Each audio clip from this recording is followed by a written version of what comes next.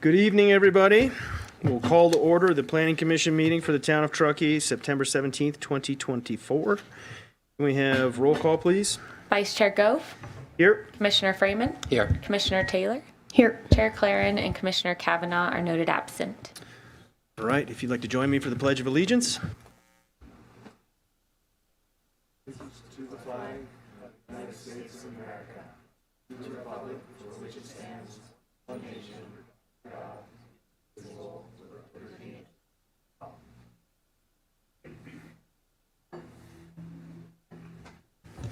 All right, so we'll kick off tonight's meeting with a public comment period for an opportunity for anybody of the public to come up and address the staff and commission and audience for 3 minutes on anything that is not on tonight's agenda. So if you would like to come on up and talk about whatever you please, now's the time.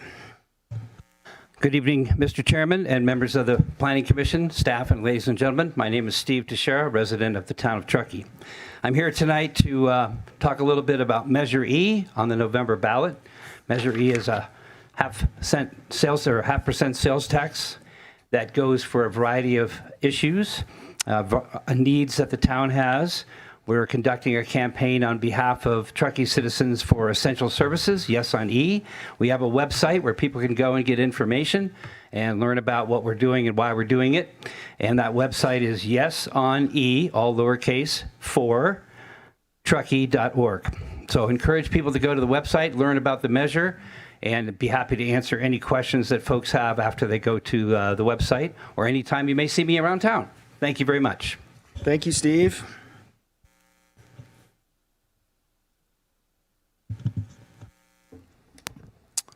Commissioners, my name is Bill Greeno, and I'm running for the airport board.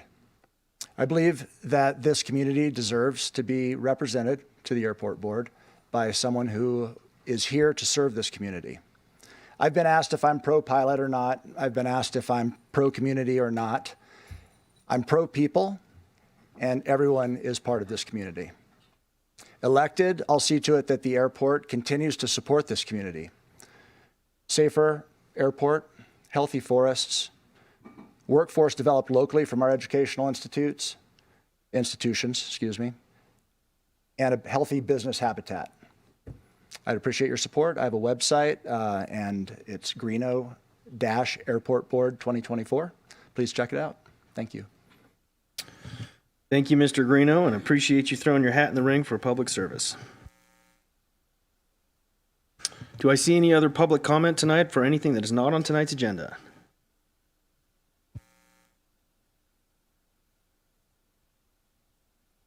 Hi there. My name is Brian Biega, town of Truckee.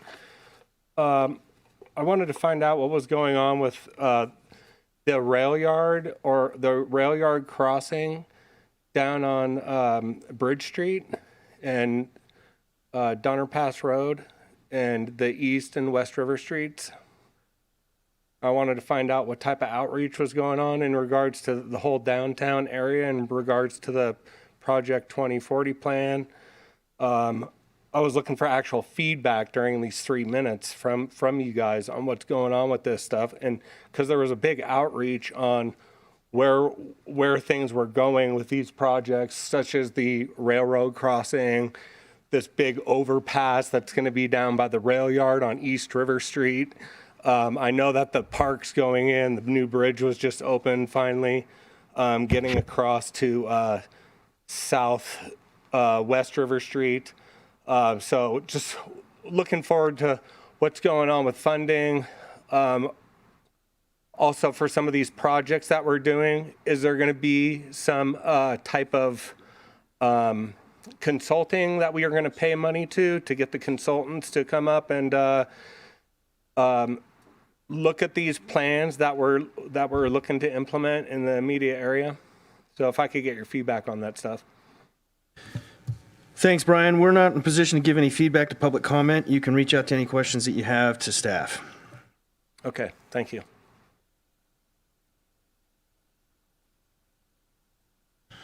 Okay, and we'll go ahead and close public comment and move into item 7.1, major public hearing, major review, and this is 2024-14/DP, UP, and a whole bunch of other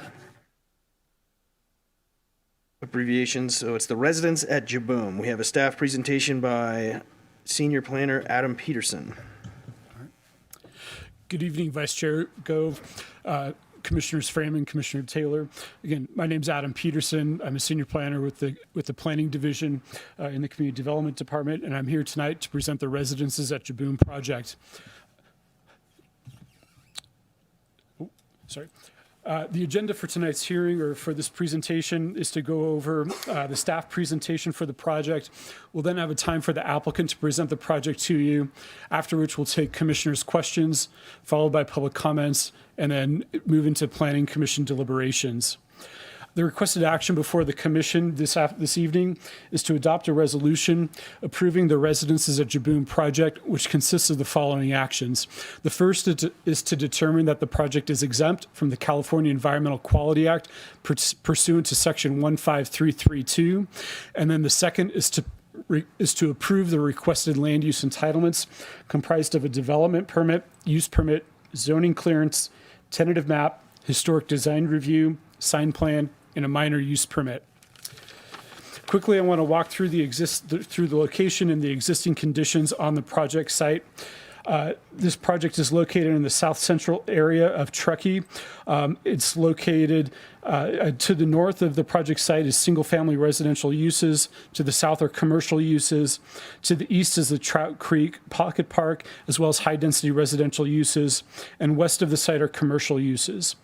On the site is an existing garage as well as a wagon. The applicant has noted that they plan to donate this wagon to the Truckee Historical Society. There are 13 existing parking spaces along Jaboom Street fronting the project, with no parking located towards the east end of the project site, which you see here.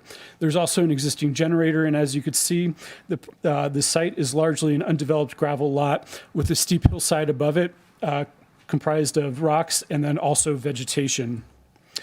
The project being evaluated contains 4 buildings.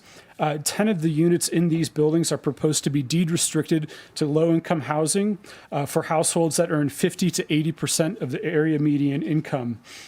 There's 62 units total, so 52 of the units would be market rate units, although the applicant has expressed a willingness and a desire to deed restrict 20 additional units, or 20 of the 52 market rate units as workforce housing.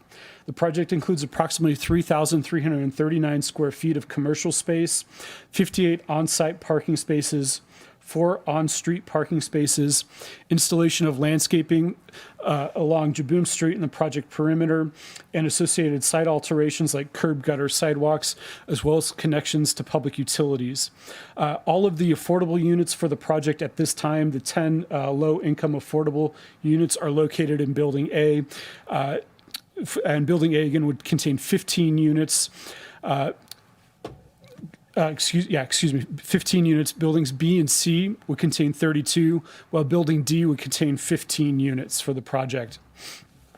The entitlements requested include a development permit in order to permit 11 or more multifamily residential units and 5,000 square feet or more of floor area space. It's a use permit for disturbance of slopes 20% or greater. There's a zoning clearance to permit retail and general merchandise sale in the area designed for commercial space on the project. A tentative map to reconfigure the existing parcel boundaries. A historic design review to grant a certificate of appropriateness for new construction in the Historic Preservation Overlay District. A sign plan to approve the proposed signage for the project, and a minor use permit to permit the on-street parking for the project. This next slide takes you through the site plan for the project. As you can see, Building A is located on the left-hand side of the site, or the slide in this case. This is the west end of the project site. And then moving towards the east side of the project site, we have 3 points of site access. buildings B and C and building D. I think it's important to note that for building A, or excuse me, the two access points that we see here in gray, in between building A and then in between building C and D, provides access to parking garages that are located underneath, or basically behind and underneath the residential units in buildings B, C, and D. For building A, parking is located underneath of it, and to the left of building A, the applicant has proposed a reciprocal access agreement or easement with the existing office building. Staff's condition for that easement to be recorded prior to final map or building permit issuance. The driveways in this case employ hydronic heating elements in order to keep them free of snow. Moving into project design, Building A was designed to reflect the buildings located to the west of the project site. It employs a composition shingle roof, Trex deck, cedar wood fascia, and a shingle siding in a greenish color. And as well employs wood trim around the windows. Buildings B and C are more rectilinear in terms of their form and their feature.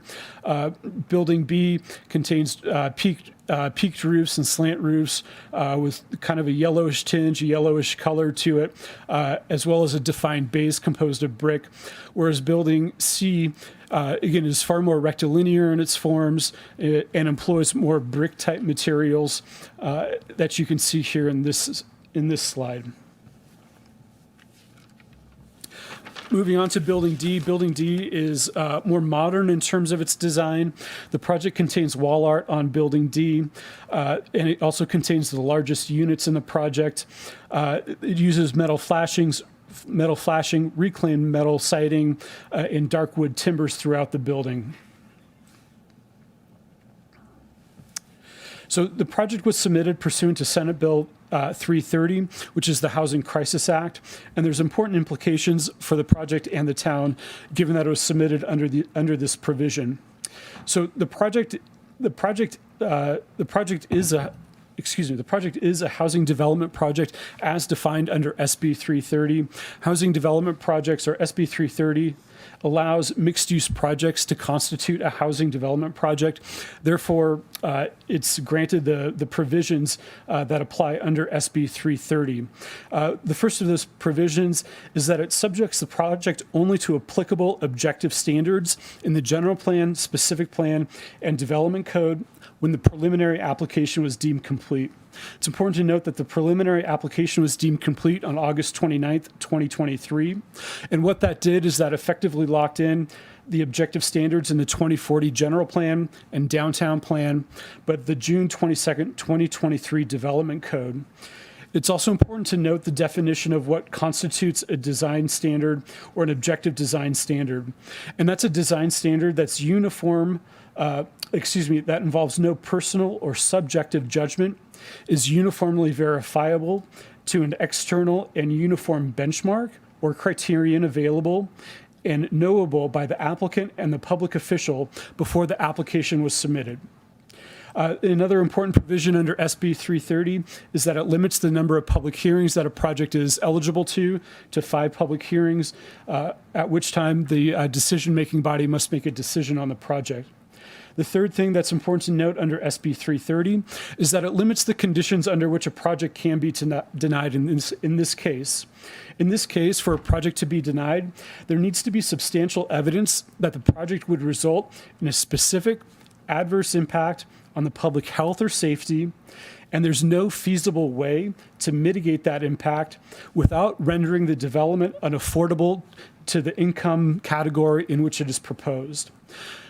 With respect to what constitutes a specific adverse impact, this means that there is a significant, quantifiable, and unavoidable impact based on an objective, identified, and written public health or safety standard, policy, or condition.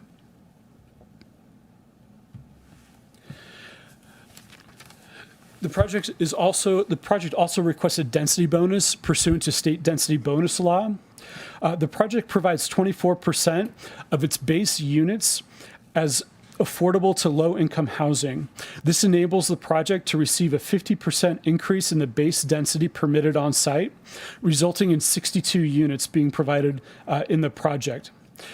Density bonus law also affords the project with the ability to employ waivers or reductions in development standards that would physically preclude development at the density requested. The project under state density bonus law is also afforded parking standards that are different than those that are found in the jurisdiction. So a little bit of background on this project. The site that this project is located on was originally identified as a Category B or contributory structure or site on the town's historic resources inventory. On June 10th of 2024, the HPAC reviewed the historic designation or a request to reclassify the site's historic designation, as well as review the historic design review for the project. The Historic Preservation Advisory Commission recommended that the Planning Commission deny the historic design review request because of inconsistencies with the historic design guidelines. However, the inconsistencies with the historic design guidelines are not a basis for denial under SB 330, as was articulated in the previous slide. However, the Historic Preservation Advisory Commission did unanimously recommend reclassification of the site on the town's historic resources inventory from Category B to Category D. The reason for this was that the existing garage structure on the site was primarily associated with a hotel that conveyed the historic significance of the property. And when the hotel was demolished, the modifications to the site diminished the integrity for a Category B or a Category C classification for the site. Following this recommendation by HPAC, the Town Council on August 13th voted unanimously to reclassify the site as a Category D or non-essential site on the town's historic resources inventory. In terms of a review of the project under the general plan, staff performed a comprehensive review of the project under general plan goals and policies. The project demonstrates conformance with these objective general plan goals and policies. Key policies and analysis are included on this slide, and this includes an analysis of the project's consistency with policies related to air quality and health risks, as well as noise. The project submitted an air quality assessment, which demonstrates that the project would not result in a health risk impact to future residents as a result of being within proximity of the Union Pacific Railroad track. It also demonstrated that the project is consistent with emissions thresholds established by the Northern Sierra Air Quality Management District. The noise assessment submitted also demonstrated conformance with noise compatibility, location of sensitive receptors, indoor noise levels, and construction hours as required by condition of approval number 34 in the resolution. With respect to hillside grading, the general plan includes a policy that encourages the preservation of slopes 30% or greater as open space. Further analysis of this policy is included later in this presentation as it specifically relates to the development code. A comprehensive analysis of the project's consistency with general plan policies is included as attachment 2 in the staff report. With respect to the downtown plan, the project is consistent with objective policies in the downtown plan with approval of waivers or reductions to certain development standards. The key development standard that the project requests a reduction to is policy LU-CC-4. This policy requires that a certain percentage of a project's frontage be dedicated to commercial square footage and also have a certain depth that is dedicated to a commercial space. It also is consistent with sidewalk requirements and other policies in the downtown plan. I think it's important to note that the downtown plan contains a policy that allows or encourages flexibility for developments in their compliance with land use regulations such as reduced parking, setbacks, and then residential densities. With respect to the development code review, the project is consistent with the objective standards the project is consistent with objective standards in the development code with provision of the waivers and reductions requested. The project site is zoned DMU for downtown mixed use, and in Table 3 of the staff report, there's a comprehensive analysis of the project's consistencies with the DMU zone and other provisions of the development code as it relates to height, setbacks, floor area, site coverage, ground vibration, landscaping, snow storage, air emissions, sewage drainage, and stormwater runoff. The project exceeds the inclusionary housing requirements that are identified in the development code. The project has provided an affordable housing plan, and the project is conditioned to enter into an affordable housing agreement with the town. What this affordable housing agreement will do is it will identify the density bonus for the project. It will lock in the number of affordable units, including their size, location, and it deed restricts these units in perpetuity. It also provides for ongoing monitoring of the affordability for these units, and this affordable housing agreement is recorded with the Nevada County Assessor. Further, staff's reviewed the sign plan, and as conditioned, the sign plan is consistent with the objective criteria in the development code under Chapter 18.54. With respect to the hillside disturbance, what this slide shows is it shows the area on the site where the site would disturb slopes between the 20% to 30% range. The areas in green are slopes that are 20% or 30% in grade, and the areas in blue are 30% in grade or greater. And what we see here is that Building A and Building B would not affect areas of the site with slopes exceeding 20%. However, areas of Building D would affect slopes on site 20% or more in grade. And what you can see here is the design considerations that are employed in Building D and basically the area of the site where that grade is disturbed. What you can see here is that Building D is terraced back in order to minimize its disturbance on the adjacent hillside where there's basically slopes of 20% or more in grade. With respect to the development code analysis for hillside disturbance, Chapter 18.36 is the Hillside Preservation Ordinance. This implements General Plan Policy COS-5.1, and it affords the Commission flexibility for development on slopes exceeding 30%. The key findings or the key criteria that the Commission needs to consider is basically that there's not sufficient area on the parcel to develop the project as proposed, and that there are measures that are incorporated into the project to minimize the hillside disturbance. Further, projects in the HP or the Historic Preservation Overlay Zone, where this project is located, are afforded additional flexibility in that development needs to be appropriate on the site and keeping in the standards with the Hillside Preservation chapter. In this case, staff evaluated the project for the findings for a use permit to permit hillside disturbance. And in this case, all of the findings can be made in the affirmative. As previously shown, the buildings are stepped back in order to minimize the total area of hillsides that are disturbed. It won't affect significant rock outcroppings, trees, or vegetation on site. The streets for the project, and in this case, the driveway access points, are designed on a level portion of the site. And the project is conditioned to implement the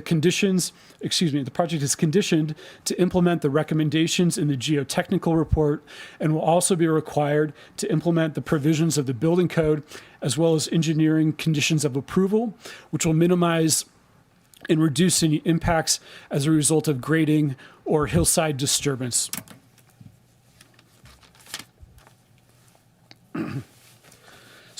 So as noted, the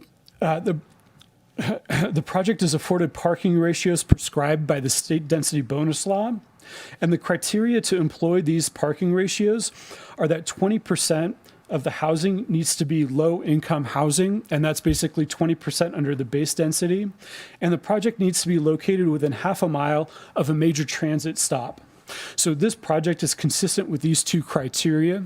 As previously noted, the project provides 24% of its base density housing to low-income units, and the project is approximately 1/4 mile of unobstructed access to the Truckee train depot, which is a major transit stop as described in the Public Resources Code.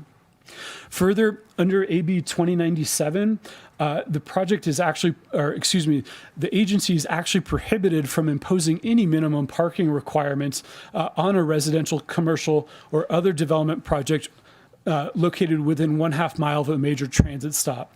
So in this case, while the project is afforded a parking ratio of 0.5 spaces per unit, inclusive of guest parking, the parking requirement is effectively 0. With respect to the minor use permit for on-street parking, as previously noted, there are 13 improved parking spaces along the project frontage of Jaboom Street.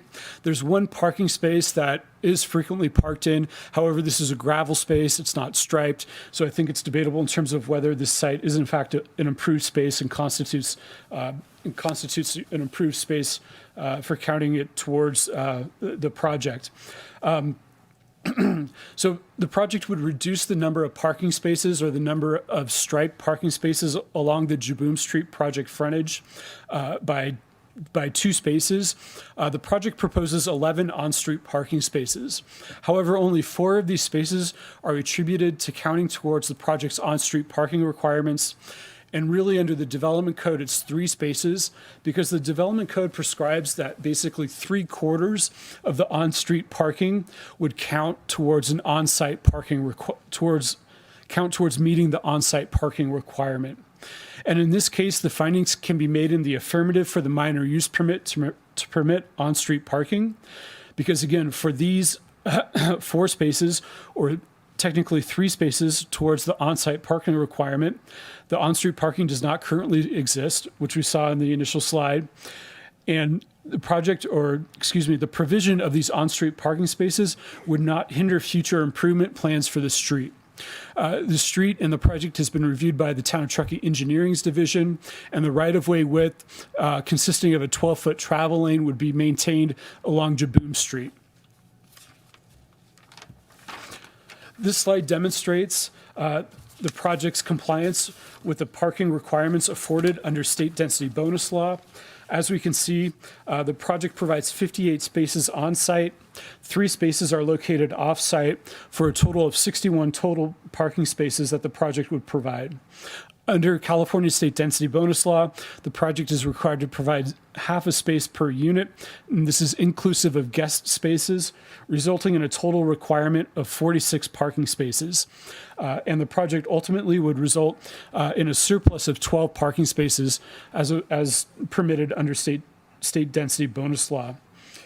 Further, the parking layout and design is consistent with the development standards in the development code. So the project includes 5 waiver or reduction requests that are permissible under state density bonus law.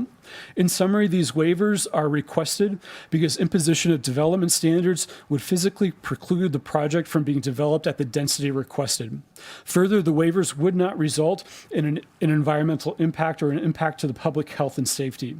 The first the first waiver that the project requests a waiver from, the first development standard that the project requests a waiver from is the downtown plan's commercial frontage requirement and depth requirement. Again, under the downtown plan, 75% of Jaboom Street would be required to have commercial frontage, and that commercial space would be required to have a minimum depth of 30 feet. The project provides 52% of the frontage along Jaboom Street for commercial space and a minimum depth of 12 feet. Again, the site is physically constrained with a narrow lot width in this area of approximately 80 feet, and the provision of parking in addition to expanding the commercial space as well as depth would ultimately physically preclude the development as a result of the requirements for parking. Under the common open space, the project would be required to provide 10,250 square feet of common open space, and as proposed, the project includes 8,150 square feet of open space. However, again, the site's physically constrained, and this reduction affords preservation of the hillside as well as the density requested of the project. So, thirdly, with respect to private exterior space, the development code requires exterior balconies, decks, or patios, and that these private exterior spaces have a minimum dimension of 6 feet. The project provides private exterior spaces for 53 of the 62 units, and 2 units in buildings B and C basically have a minimum dimension of 4 feet 6 inches. In this case, the units in building A do not have private exterior space because driveway aisle clearances would preclude the provision of these private exterior spaces, and the reduced areas are proposed in order to afford preservation of the hillside. The fourth waiver that's being requested is to the ground level enclosure requirements and the minimum access requirements for long-term bicycle parking. The project is consistent with the number of long-term bicycle parking spaces. The project proposes that the majority of long-term bicycle parking be provided in basically a mechanical lift system that's located over the parking spaces in the residences. However, there are long-term bicycle parking spaces that are located above the ground level on a deck on the backside of building A. And then lastly, there are minimum access requirements that the development code prescribes for access to long-term bike parking. And for example, one of those requirements is that each long-term bike parking space be a minimum of 2 feet in width, and that there be a minimum aisle access of 5 feet. In this case, if those provisions were applied to the project, there would be a reduction of 14 or more parking spaces, and it would potentially reduce more of the commercial space that's required. Therefore, given the physical constraints that are associated with the site, the project requests a waiver to the ground level enclosure requirement and the minimum access requirements for long-term bike parking. The fifth item that the project requests a waiver or a reduction for is the landscape requirements under the downtown plan that require a 5-foot landscape strip along the project frontage and basically street tree planting along the project frontage as well. What we see is Jaboom Street what we see is the Jaboom Street project frontage is consistent with this requirement in that it does provide street tree planting. However, there is a 4-foot amenity zone for the street tree planting, and ultimately this would be consistent with downtown policy PR-L-1, which anticipates landscaping in this 5-foot basically amenity zone or landscape strip. Also, under the development code, projects are exempt from basically screening buffers that are separated from residential uses. Further, the project requests a waiver from this requirement in order to preserve the natural state of the project site along High Street. Lastly, after publication of the staff report, it was brought to the attention that there is an additional waiver that's requested, and that is to the on-site amenity requirements. Initially, the project had proposed a trail along the open space parcel fronting on High Street. However, this trail's been removed, and it therefore reduces the number of amenities that are provided for the project.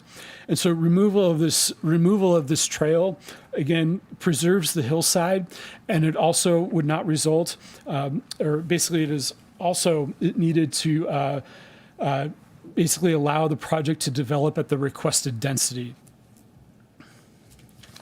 With respect to the environmental review, the project is an application. The application is a project as defined under the California Environmental Quality Act, and discretionary applications are subject to CEQA review.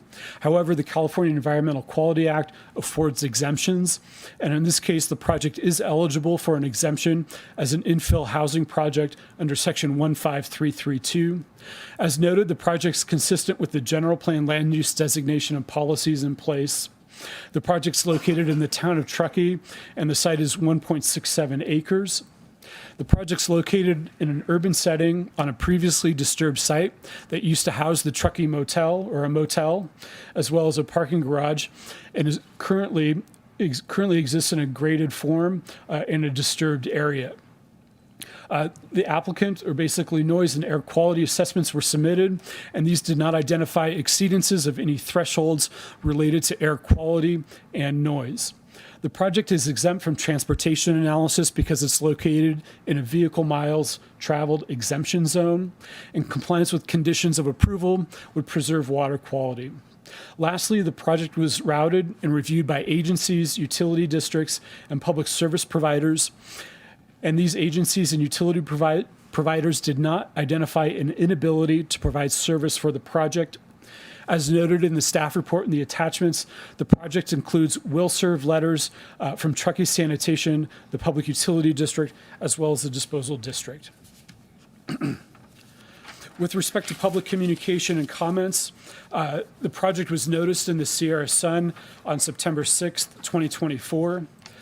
Notices were mailed to property owners within 500 feet of the project on September 5th of 2024. These notification requirements were done consistent with the town's development code. After publication of the staff report, staff did receive approximately, I believe as of today, 16 comments from residences. These comments expressed opposition to the project due to a variety of reasons. Primarily, the opposition was a result of the architectural style, the scale, the bulk, the massing, traffic and congestion, parking, it not being affordable to local workforce housing, impacts to the hillside, and inconsistency with General Plan Policy COS-5.1. The applicant also included comment letters of support that were submitted on September 13th, 2024. These were forwarded to the commission. These include comment letters from the Housing Defense Fund, Placer County Supervisors, Truckee County Workforce Housing, the Tahoe Truckee Community Foundation, the association, the Contractors Association, and also other residences and business owners. As noted, following publication of the staff report, there were 3 minor changes that staff noticed. So the first would be removal of condition number 69. This is duplicative relative to right-of-way disclosures that the town is proposing to condition the project to.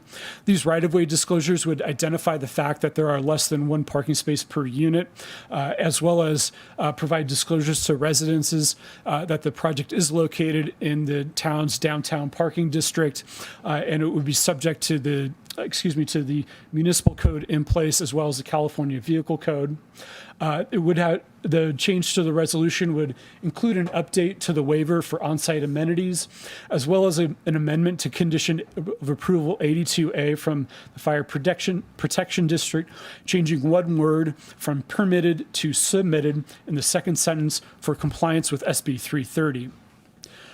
So in summary, the project is consistent with the objective policies contained in the Town of Truckee's 2040 general plan. It's consistent with the downtown plan with the reductions of development standards that are requested under state density bonus law.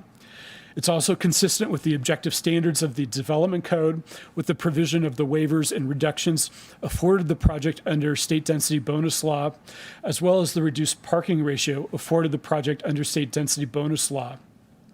Application of the development standards in these cases would physically preclude the development from the density requested and would not result in a public health or safety impact. And findings can be made in the affirmative for all requested entitlements. Lastly, in this case, under SB 330, evidence has not been furnished that the project would result in a specific adverse impact on the public health or safety that would result in a quantifiable, direct, and unavoidable impact based on objective, identified, written public health or safety standards, policies, or conditions. Based on this information, the recommendation to the Planning Commission is to adopt resolution number 2024-12 with the recommended amendments identified in the previous slide, approving the following actions: determining the project exempt from the California Environmental Quality Act pursuant to section 15332, and approving the requested land use entitlements comprised of a development permit, use permit, minor use permit, zoning clearance, tentative map, historic design review, and sign plan. Thank you. And at this time, we'll turn the presentation over to the applicant, after which we'll receive questions from the commission.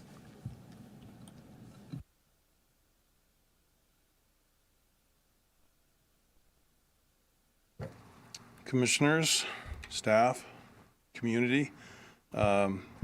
I want to express excitement and gratitude that we've made it here. It's been 7 years in the process, and thank you for all the work that's gone into this. That was one heck of a staff report and one heck of a presentation. Thank you, Adam.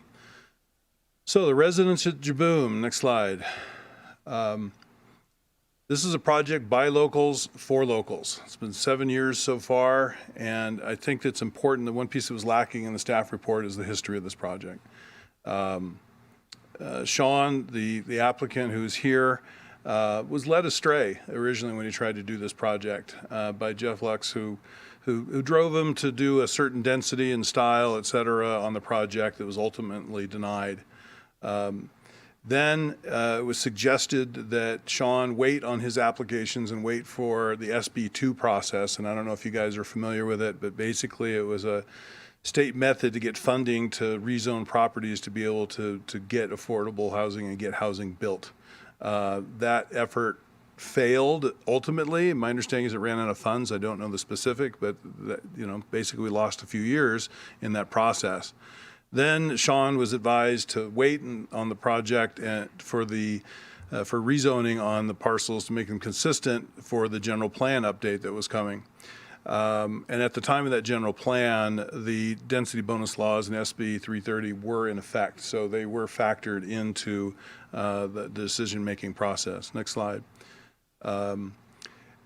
We did in 2019, when we came on the project, we did a neighborhood outreach. We started there, finding out what was wrong with the previous design.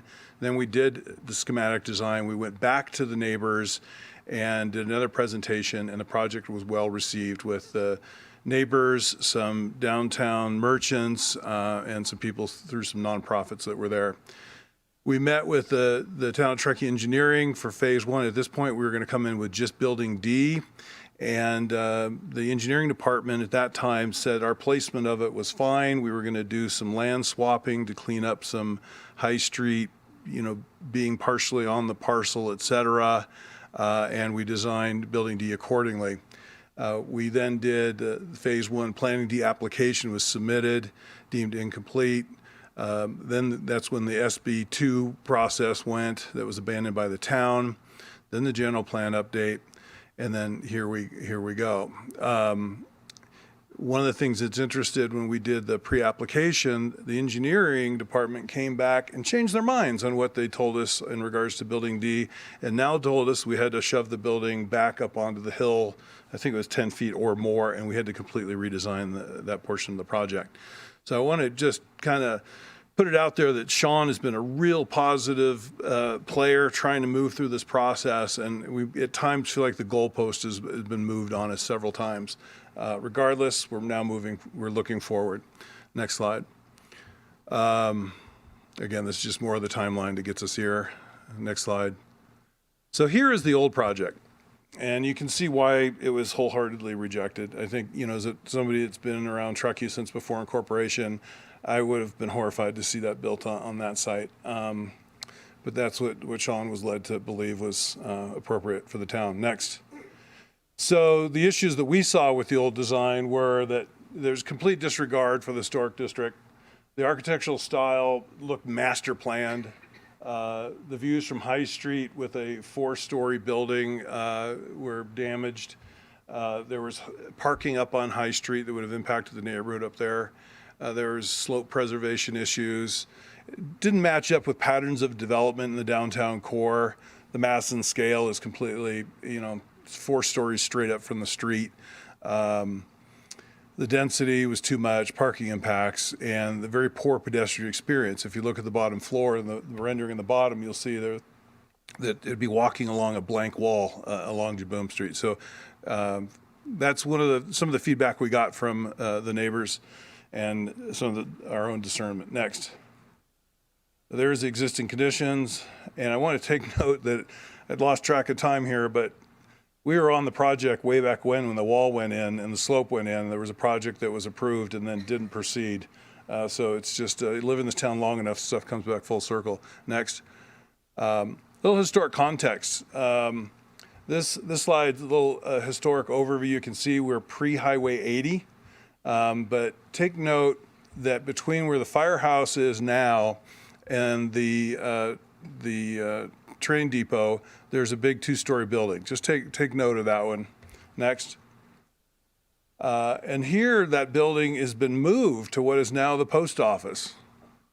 So that was a railroad hotel. And when we did the neighborhood workshop, one of the downtown merchants mentioned that, hey, there is a precedent of some larger mass buildings downtown, and she remembered, that building being there and when it moved, et cetera.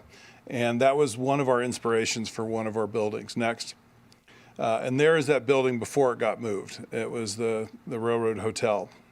Next. The fresh approach of our design strategy was number one, community involvement. Number two, to honor the patterns of development and historical context. Truckee has been developed a smaller lot at a time, not hundreds of feet of development at a time in the downtown core. So we wanted to pay homage to that personality.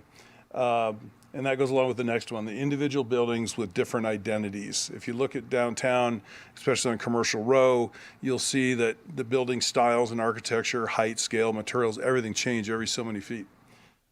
We reduced the mass from what was there. We stepped the massing, not straight up. We felt that 4 stories straight up off the road was inappropriate, so we wanted to step things back as we went up. We wanted to reduce the parking impacts, especially on High Street.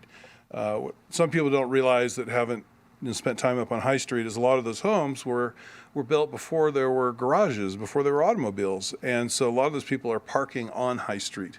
And so to all of a sudden intensify the parking with the new development would have a negative impact.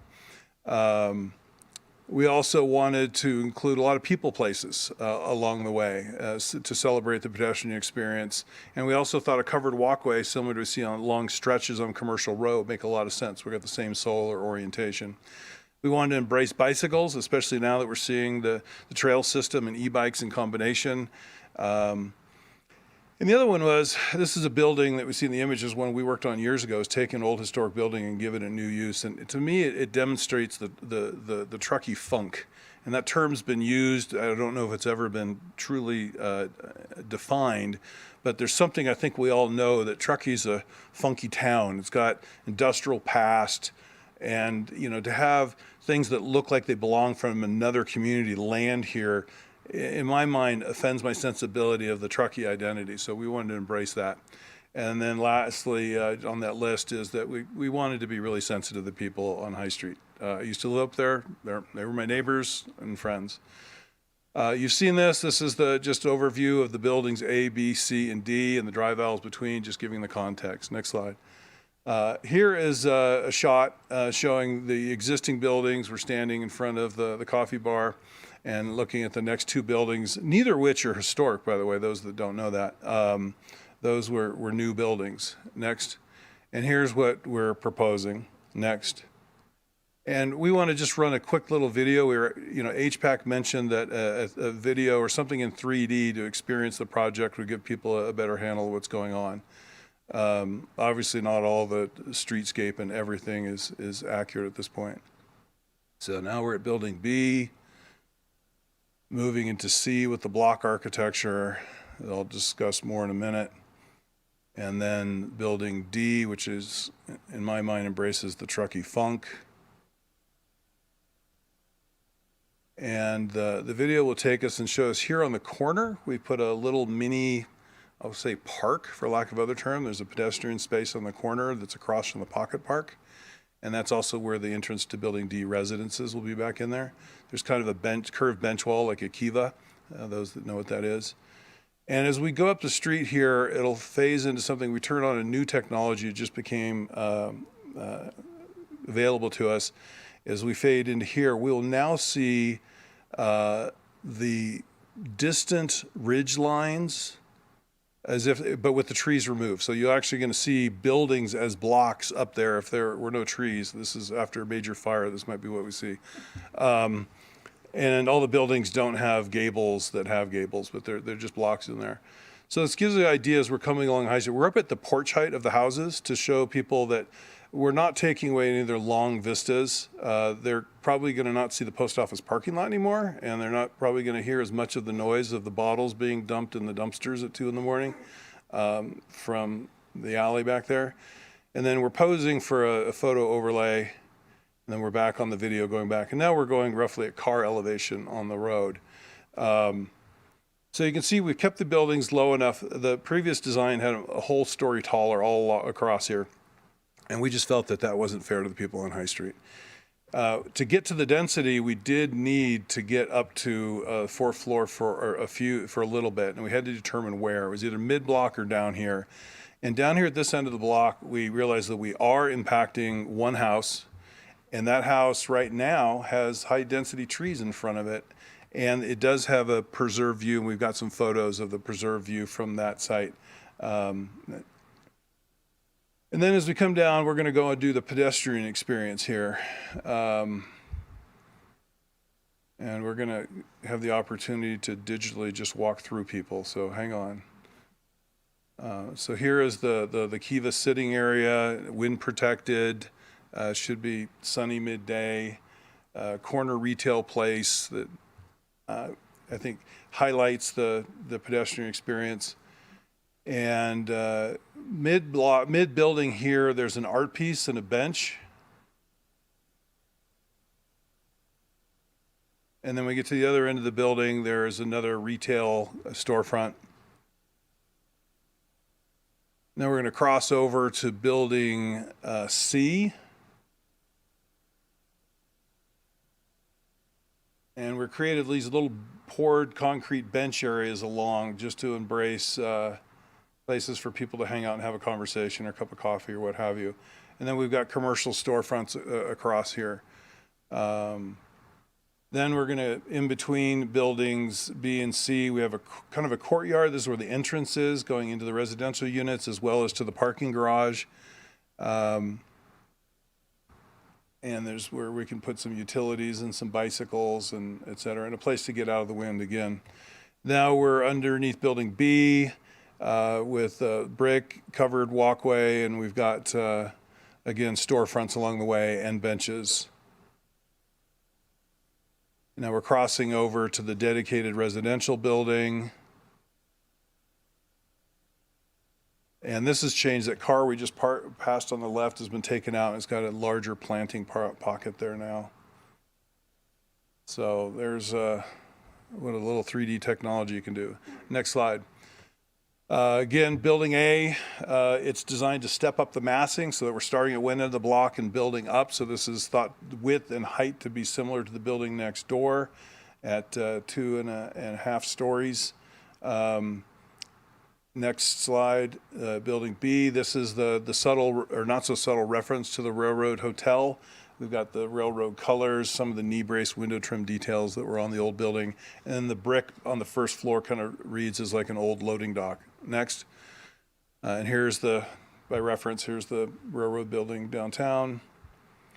And the old building, again for reference. Next slide. And then here's that little stop at that courtyard again, and we'll turn the trees off so you can see a little bit more what's going on, just showing that the residential units are upstairs and there is a way into a parking garage here and an elevator to go up. Next. This block building, the downtown design guidelines talk about block building being appropriate architecture. People wonder why are we putting block architecture back here on the street. When we get to a slide coming up, you'll see that when you look across from Cottonwood, which is an iconic image for Truckee, you'll see that block architecture of these three buildings will be right next to the three buildings on the right, which then obscure all the riprap hillside. The lower floor is blatantly a play on an industrial use. Historically, there was some car garages along Jaboom Street, so we're referencing what might have been an old mechanic's garage that's repurposed for retail purposes. Next.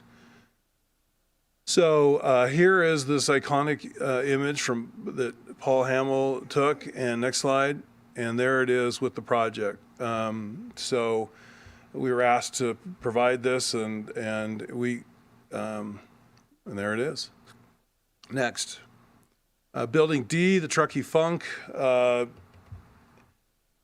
Yay, you might say it's a little modern, but it also, I don't know if it's a identifiable architectural style, and that was our intent.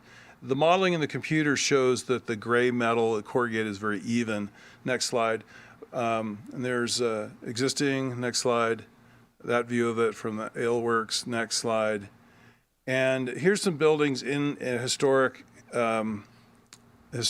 neighborhood. These are new buildings where they put some of this funky old corrugated metal on the building. We would love to do that. That's our preference. But if people think it's too aggressive, we'd be fine with going with just the either painted or galvy. Next. Here it shows the whole street, and this is our study to see what the impacts would be on the neighbors of High Street. So we got all the data for all those homes and inputted it in here. And you'll go see the one, Dumas is located between buildings C and D. We lined up between those buildings with that road. And the building to the right of it, I think it's owned by the Sharps, they've got a high floor level. So their floor level looks over the top of building D, but there is an impact to the far house on the right. You can see it back there. What's not accurate is there's far more trees than that currently, small young trees that already impact their view. Next slide. And here's again from we used to call it the ramp when we lived up there. Next. And there it is again. So it's showing that the long views will be preserved. Next. And here's Dumas. Next. And showing that, what gets taken out, what's preserved, et cetera. Next. So the downtown Truckee plan, we get that Jaboom Street is critical to the pedestrian walking experience and the gateways that are foreseen and planned for the town. So we wholeheartedly embrace that. Next. I'm not going to read all these policies, but we've done a lot of research on these policies and we agree with all of them. Next. So as far as the streetscape, the experience, we don't have the luxury of as much depth of lot that some of these improvements show. So we are incorporating a lot of these ideas like the trees with the tree grates that people can walk pretty much right up to the tree. Next. So here's an example in front of building A. I mentioned that parking place was going away. There's quite a nice greenscape along there. The building to the west of this one has only a 3.5 foot wide sidewalk. And all of a sudden this goes to roughly 6 feet, but lines up. Next. And as we now are in front of these ones, you'll see again, nice planting pockets of the corners. We've got the trees with the grates. We've also got some planters next to the buildings. The white strips are benches. That showed in the video. Then we have the courtyard with benches, and then to the right side of building C, we've also got some more bench area. And we're trying to pay attention to the prevailing winds. I think we all know that the winds come from the west and just whip down through the street. So we're trying to recess a lot of these sitting areas back into some wind protected areas. Next. And then we get to building D. There's a bench that's not drawn as white, but in the middle of there, in that recess area, that's a big long bench with the art behind it. And then we've got the pocket park, as I'll call it, with a bench, the curve wall, again, out of the wind. Next. The public art. We've commissioned some local artists. I don't know if they're in the audience here tonight. Not seeing them. A little piece of their philosophy on the art piece there, and then next slide will be a blow up of the piece. This is the same artist that did the piece that's on the wall going up to Cottonwood. Next, we've talked about the requested waivers. I think Adam covered those, so we'll move on. The commercial depth. One of the things we found fascinating is that the required depth and percentage of the frontage. Next slide. This shows what would happen. So the red would be if we did the 30, we'd lose 4 stalls here. We would lose all that parking along there. So the existing retaining walls are really driving a lot of this. So we've done some studies, and we have later, if we want to get into it, we can show you that these uses are viable depths. We did some different coffee shops and clothing shop studies to make sure they would work. Next. Interesting, in the downtown plan where they discuss these requirements, if you took the frontage times the required depth, you'd end up with over 10,000 square feet of commercial on the ground floor, and their own document had a limit of significantly less than that. So the town's own documents weren't viable. So I don't think we're actually going against policy. It was just that it was untenable. Next. So again, we talk about the commercial state depth here. I think Adam covered it. Next. And these are some layouts next, showing that you can fit a sandwich shop or a clothing store or something. And these will be small, so they will be driven to be more bespoke, local, small businesses. We're not going to see chains going in these types of spaces. Next. We talked about the common area, open space. Again, I think Adam covered it, so I think we can move on. The private exterior space, we can talk a little bit more of. What was said in error in the presentation is that Building A didn't have any outdoor spaces. The top floor units all have balconies. It's the second floor that don't have the required balconies. So there's not that many units missing. Next. And there's 2 units in Building C. Yeah, that is 4'6" dimension. So yeah, you can see the balconies there under the roof or the knee braces up there on the top floor.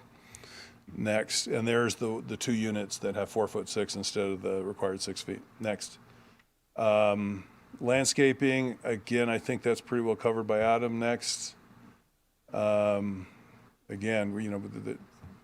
that's all right. Next slide.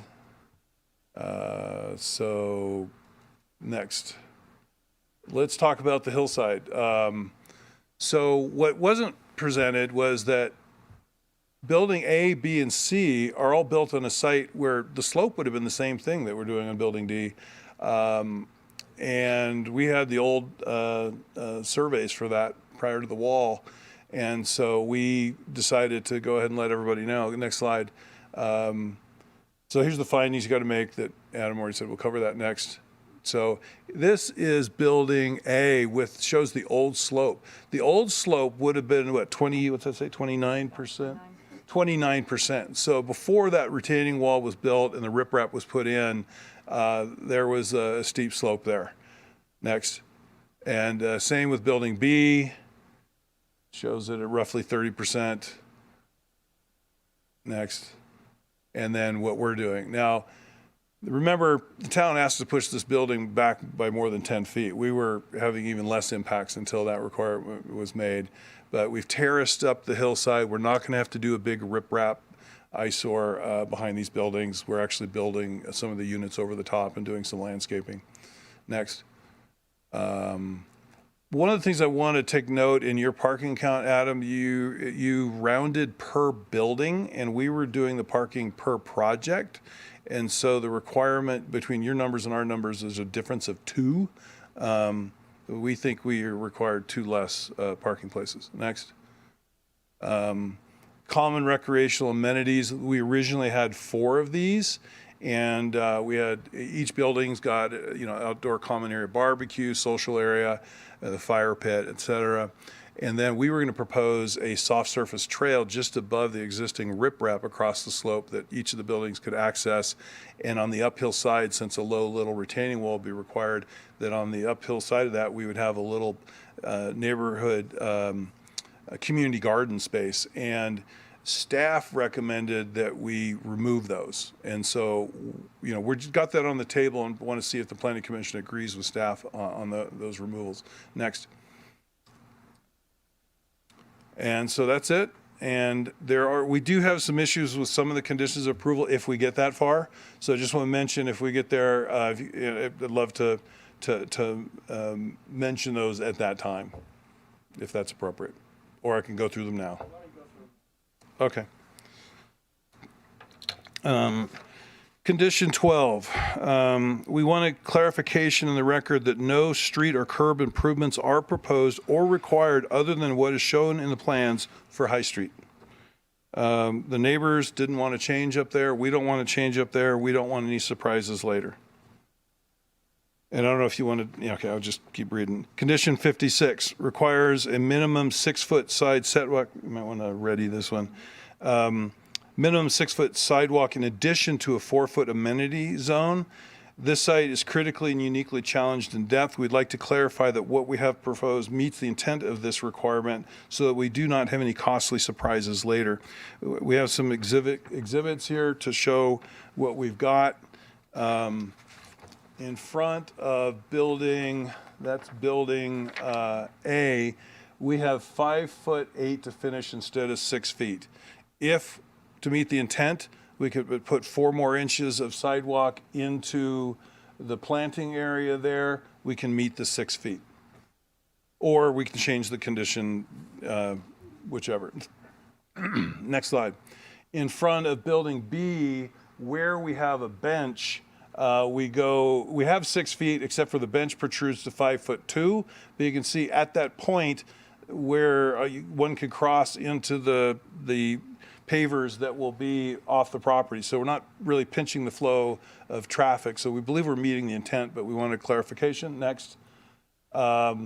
This one in front of building D, we are 6 feet to framing. So the finished material on the building would take it probably to 5'10". And this is next door showing that we're not even 42 inches on the building to the west of us. So we're asking that, what was the lesser of all those numbers? Rather than read 6 feet, we could change it to 5'2".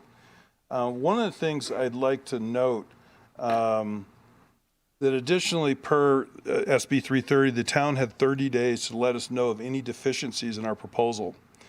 Since our sidewalk dimensions were not on that list, I want to take note that this request is unlawful and should be removed. And we're going to find that is in the case as well on some other conditions. Condition 64, this is the height along the walkways, the clear height. They ask for a dimension of 10 feet. We ask it be revised to 9'5" for building A. And we have some sections there. There's building A. Building B, we have the 10 feet, but we have some knee braces that go down to 7 feet. So we'd like to be able to have those knee braces. We think that it functions and you know, from our understanding, meets the intent. We don't think there's any health and safety. Again, that was proposed. It was not told that we were deficient in our design in the 30 days that the staff had to tell us that we were deficient. So we also think that that request was unlawful. So we can either go that route or ask for the change to 9'5" and the intermittent knee braces to 7 feet. So just a reminder, the understanding SB 330, that subjective codes of review are not allowed. Only objective codes are to be used. Just because the town has an unwritten policy and required something in the past on other projects is not a good enough justification under SB 330 unless it's shown to be a health and safety issue. Additionally, SB 330, the town I mentioned, had 30 days to let us know if any deficiency in our proposal. Many of these conditions are late in the game attempt at requirements at other than what was proposed and that should have been listed as deficiencies, allowing us either to make changes or to request a waiver or concession. Condition 14 mentions a parking plan that is not defined in any codes nor a standard for review. The words, quote, parking plan in the first sentence should be removed. We've been led to believe that the remainder aligns with state law. Condition 15 asks for a, quote, right-of-way disclosure, unquote, and we cannot find an objective requirement in any existing code and see a request for review and approval by the community development director and town engineer with no objective standard for that review, and therefore leaves it to be a subjective review and therefore unlawful. And once again, it was not declared as a deficiency, so that should be removed. Condition 19, asked for a subjective review, quote, to the satisfaction of the community development director, unquote, for shielding and painting of mechanical equipment. We've included the referenced equipment in the plans and elevations. Per SB 330, the plan had 30 days to let us know of any deficiency in our proposal, and since it was not listed as unlawful. We plan, just to let everybody know, we have made efforts to hide the rooftop equipment behind roof parapets. We have placed many mechanical units in enclosures above dumpsters. We have placed and shown electrical meters and gas meters on side alleys not facing Jaboom or High Street. And we're willing to paint the equipment the color of the adjacent siding, but we ask that condition 19 be removed. Thank you. Well, hang on. Last sentence. We also reserve the right to have any other unlawful condition of approval be removed after legal counsel reviews them in their entirety. Okie doke. Thank you very much, Mr. Rankins. Thank you. Why don't you stay up there, because we're just going to move into clarifying questions for the applicant. Before the commission asks its questions, I have a couple things that I'd like to say. I'm not going to try to practice architecture as Mr. Rankins is practicing law, but it's okay.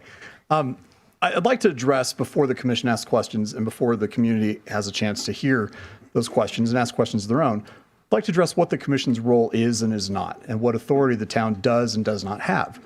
The commission's role is not to decide, is this a good project or a bad project? It's not to decide whether you like it or you don't like it. It's not even to decide whether it's the right project for this area of Truckee.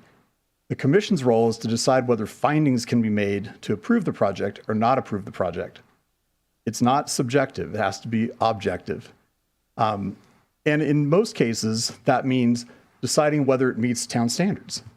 In this case, the state of California has seen fit to take some of that away and to override some of our standards. So we can't even ask the applicant to comply with our standards. You can debate the wisdom of the state of California deciding that people in different cities shouldn't be able to control development, but that's what they did. So we can't require more parking. We can't require more affordability. There's a lot of things we can't do. And so I understand that members of the public may have feelings about the project, but the commission's job is to decide whether you can make findings for approval or for denial, not whether it's a good project or a bad project. So I'd ask the commission to bear that in mind. I'd ask the community to bear that in mind as well, what the town can and cannot do, what the planning commission can and cannot do. Thank you, Andy. Thank you, Counselor. Dan, Commissioner Dan Freeman, do you have questions for the applicant? Let's see, I have a few. First, I'd like to say in the last 5 years, that is hands down the most well put together, organized, well thought through presentation. Thank you. Thank you. Nice to see that. I was a little curious. Let's see here. You answered a bunch of these. I think you answered all of these. What was the concept with the kind of historic architecture there on the west side, and as it evolved to the more kind of modern? Sure. So starting at the end of the block, we've got the old jail, and then we've got the coffee bar, 1 story. Then we go into a 2-story building meant to look historic. Then we go to 2.5-story building, residential in scale, made to look historic. So we went to 2.5, going into 3 to slowly work our height up as we went, not a glaring abrupt change. So it's the reason we went with the gable hip form with the dormers. And then we're into a little larger massing, but rather B and C, technically by code, they're one building, but we broke them identity-wise to tell the tale, as I said, to pay more homage to the patterns of development. I don't know if that answered your question. Oh, yeah. Also, in the image up on the screen, you can see that left and right of in the frame, the Truckee Hotel. You know, you can see the mass and scale of that building, and then the Sierra Tavern building, the mass and scale. So, you know, there is context in the town, and then going towards the more funky on the building, or on the east end, on the corner there, we know that we're transitioning somewhere into the rail yard. And in the rail yard, we're seeing more modern. This is that mix between modern and funky. We're not trying to be railroad modern, railroad, the project modern, but this is just to ease our way. The thought is this an old factory? Is this some sort of old industrial building that's been repurposed? I would like to keep people guessing. I think that, I don't think we're going to see that building anywhere else USA, and it can be Truckee's. So I hear someone thinks it's like a Motel 6, but I'll disagree with that. Is there any intent, are these all intended to be rentals indefinitely, or is there an intent to sell any condos? I should let Sean Whalen, the applicant, speak to that. Come to the mic. The 10 affordable will be rentals. And then the building D will be almost entirely for sale. And then buildings B and C will be either, depending on market conditions.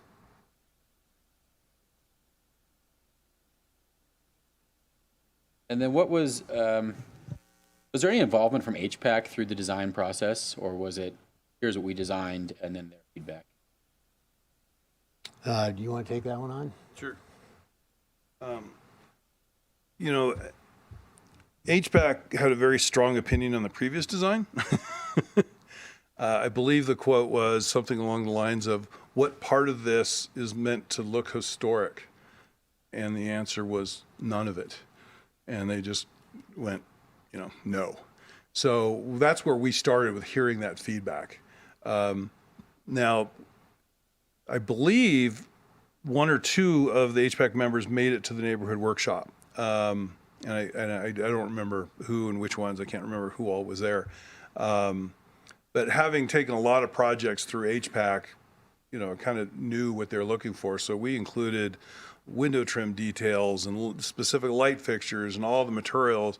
And I kind of felt bad for them during their review because they're basically told whatever they say doesn't matter on this project. And rather than get into the nitty gritty that they love to get to onto trim details, et cetera, they just threw up their hands and said, we just want to vote no, and yes, you can turn down the garage.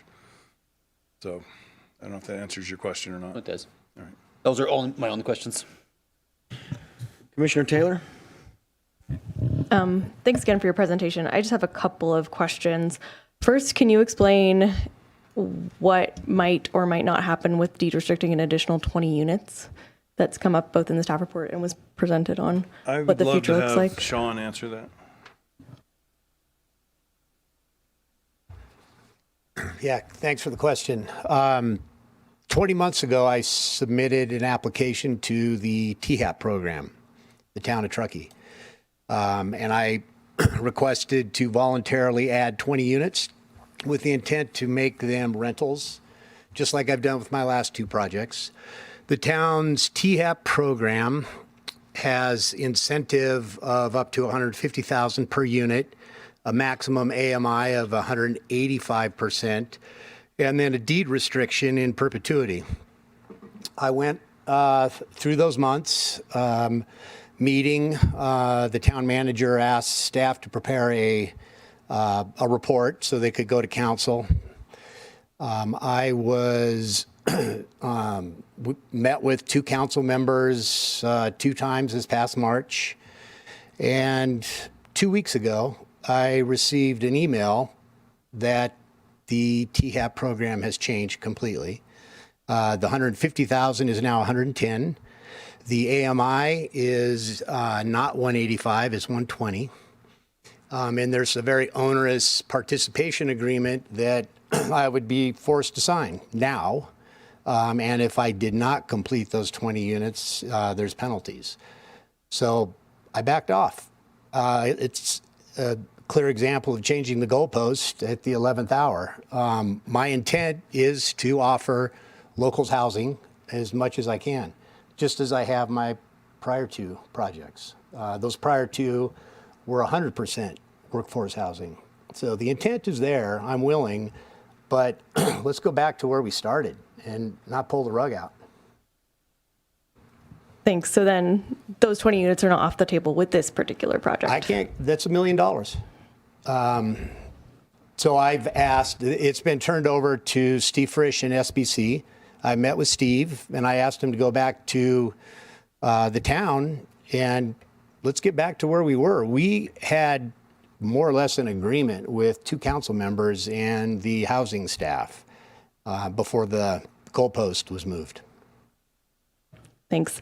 And then do you know which of the 62 units will be deed restricted in the current set of units?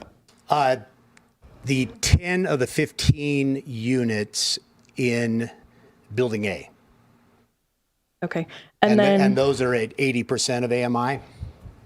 Roughly, I think it's roughly $1,600 a month in rent.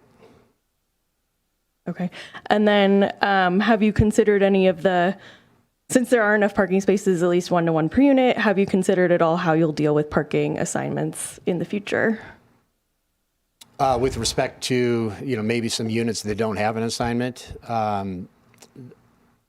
when I built 10178 Donner Pass Road, we entered into a parking management plan where the tenants were given placards, and those placards were made available parking in certain zones around town that they could actually park a car overnight or for days. Okay. And do we have an agreement or plan like that in place for these units and these parkers? It's a condition of approval. Okay, but that's not the one that we're talking about removing. Yes. The reference to the parking plan? It is. Okay, so you would like that removed, but we still need to solve the parking issue in an equitable Well, way I think doesn't detract from parking for the affordable units as well. Just Yeah. my complete thought. Yeah. Yeah, go for it. Just to clarify, no, we don't. Per Andy. Those were my main questions. Thank you very much. Okay, so we will move into clarifying questions for staff, but we will still reserve the right to have more clarifying questions for the applicants. That means I can sit down? Yes, you may sit down. Thank you. Okay. Commissioner Taylor, you want to just keep going and move into your clarifying questions for staff? I don't think I really have any clarifying questions for staff right now. That may change. Commissioner Freeman, do you have clarifying questions for staff? I had a question on the effective date. Condition of approval number 5 says the effective date shall be September 30th. And then condition 6 says the effective date would be September 17th when their entitlements would expire. Curious, which date is it?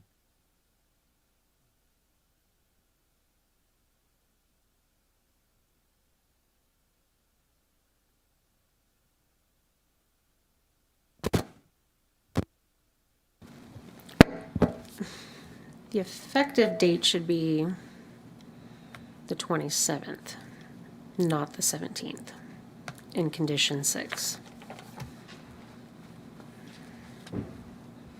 Sorry, September 30th, after the appeal period has ended. So that's a good catch. So it would read, after September 30th, 2026, this approval shall, blah, blah, blah. And I was curious on condition 14. Is that standard to have development director or planning staff review a management agreement for an apartment complex? Sounds like the parking plan is not, but I wasn't sure about the rest of it. Yes, that's standard. With, what I would say is with multifamily projects. A new multifamily project. Yeah. Is there a size that triggers that?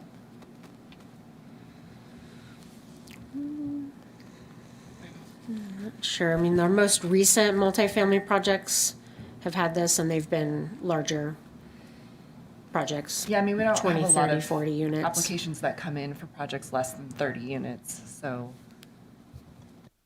I think it's just, the multifamily that we're getting are larger projects where there's often, need to have assigned parking or things like that.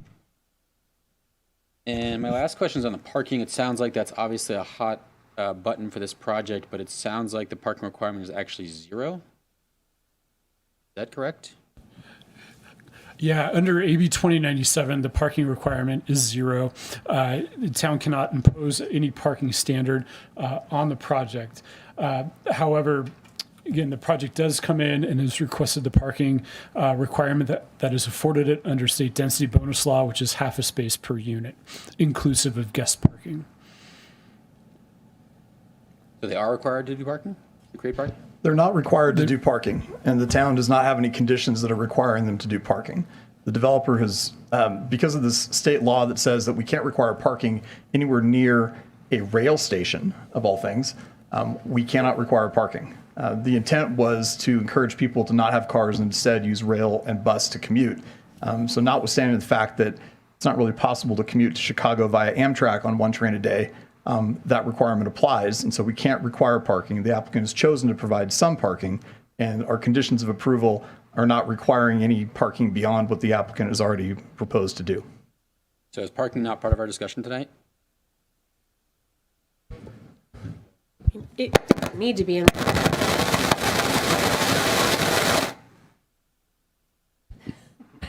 Jenna was trying to say it doesn't need to be unless you have questions. Okay.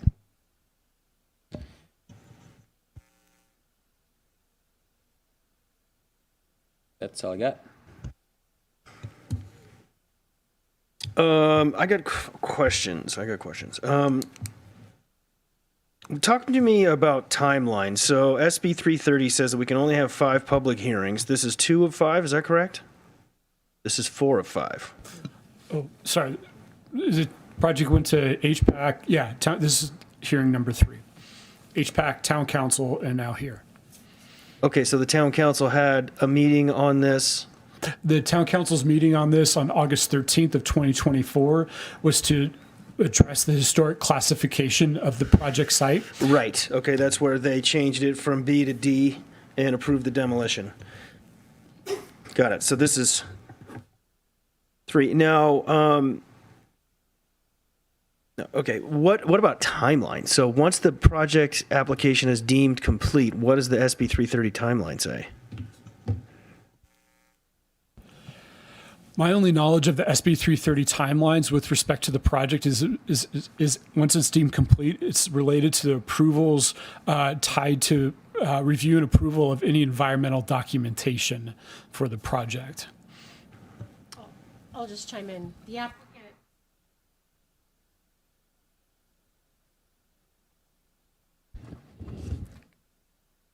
Thanks. Just for the folks watching at Can you hear home. me? Yeah. So to elaborate on what Adam said, the applicant submitted what's called a pre-application pursuant to SB 330 last summer.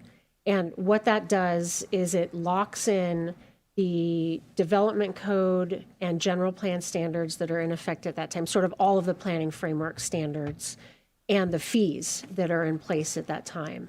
And as long as the applicant submits within 180 days of submittal of the pre-application, they submit their final application or formal application, then it again locks in the fees in place at the time, fees and standards in place at the time of the pre-application submittal. So SB 330 is kind of a new thing. It's a couple years old, and it has very specific and explicit timeframes that need to be met by both the town of Truckee and the applicant to really have SB 330 work. So based upon that, is there a countdown clock ticking about when we have to say yay or nay? We have one more meeting after this. Not necessarily related to a decision. There's other countdown time clocks relative to CEQA review and other things like the Housing Accountability Act letter that has to occur within a certain time frame. All of those have already passed and we've met them successfully, but there's not a decision time frame. There is, however, the 5 meeting limit, and that's a collective review of the entire project. So it includes any type of workshop or public hearing associated with review. Okay, great. And then I'm glad you brought up CEQA because I have a question about that. Give me a sec.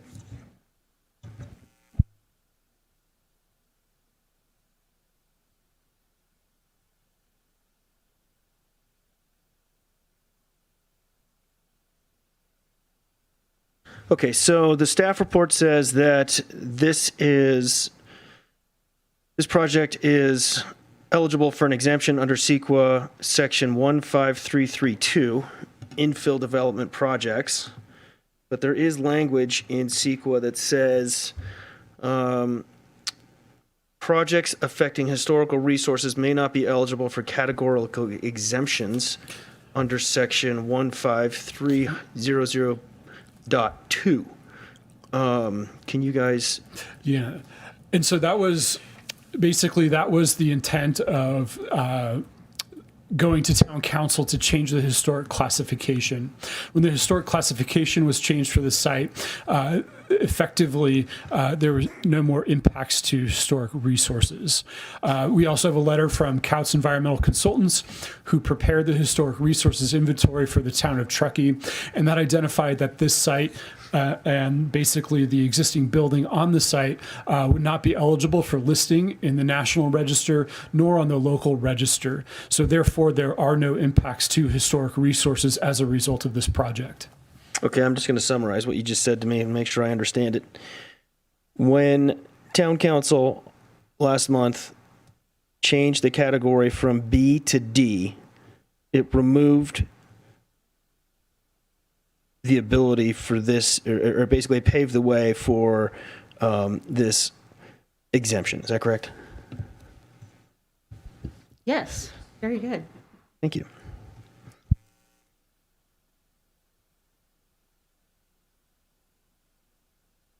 I did have another question for the applicant, Kurt. And this is just kind of a curiosity thing. Can you, whoever's in charge of the pretty pictures, can you pull up that picture of the hotel? And this is Lindy Winter here that's in charge. Hi, of Lindy. Thank you. And we also have Martin Wood from SCO Engineering. Yes, I've seen Mr. Wood in here once or twice. You talking about this one? Yes, thank you. Do you have any idea what color that is? Not from this photo, but from historic precedent of the railroad, they didn't have many colors. They typically worked within a pretty narrow palette, and that was our intent, is to match that historic narrow palette. And what else was in the narrow palette besides the mustard yellow? I believe there was a green, kind of a forest green for the trim color. That's what's on the depot now. All right, thank you for satisfying my curiosity. My pleasure. Unless I hear any other clarifying questions for the applicant or staff from my fellow commissioners, I think we can move into public comment. All right, so we will now open public comment for item 7.1, the residents at Jaboom Street. If you would like to come up and say anything, please do so. State your name, and you'll have 3 minutes to opine however you see fit.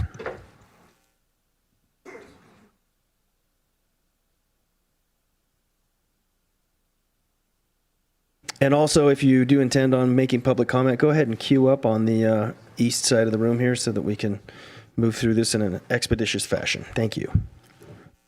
Good evening.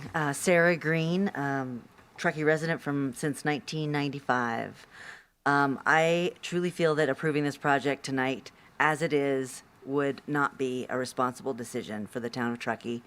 I appreciate Mr. Morris's clarifications earlier, but I do think there is sufficient reason to deny this project due to safety concerns. The number of new people and cars that will be brought to this project will add to an already congested downtown and Truckee at large. Traffic is a major concern, plus wildfire, evacuation concerns.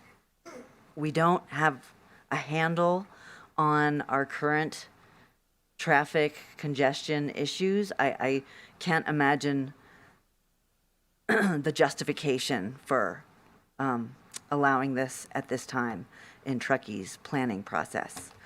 The size of the project is still massive. I appreciate that there have been accommodations made, but if you look at what's already on Jaboom Street, and then you look at that other, I don't even know if it's a full half, it's less than half of Jaboom Street. There's, 3 times as much in that small section as there is on the rest of Jaboom Street. Parking is an issue, even though it's been indicated that you don't have to address it due to SB 330. I think you do have to make some sort of accommodation for the fact that these people will be having cars. I mean, every single occupant, 62, will have at least one car. We know that. I mean, we're not in the society yet that we'd like to be of public transportation. So I can't understand how it was also allowed that this project was exempt from an assessment of public transit.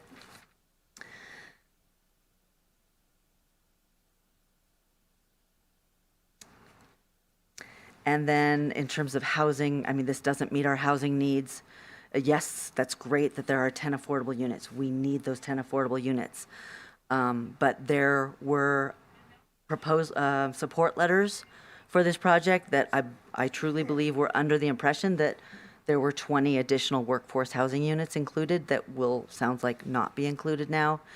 And so separate from those 10 affordable, the 52 units that will be built will not be affordable and will likely be second homes, which doesn't meet our needs.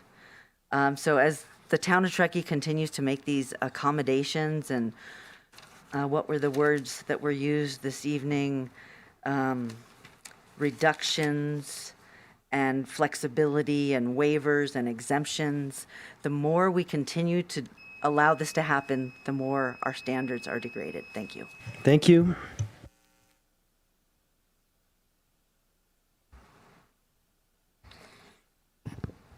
Good evening. My name is Joe McGinnity, and I'm a property owner on a High Street.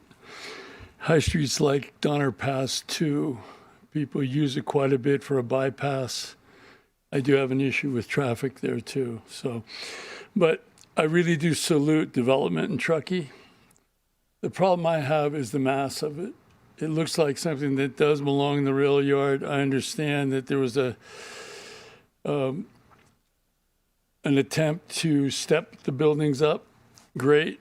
It's just, I think if they were broken up to be smaller buildings, I don't know how that pencils out, but that the neighborhood would really be a lot more acceptable to it, and that it would just fit in with downtown. That doesn't look like it fits in with downtown.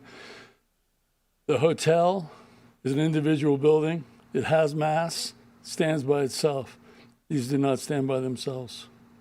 I don't know what you can find to support any changes, or if it's too late in the game. Just my opinion. Thank you very much. Thank you.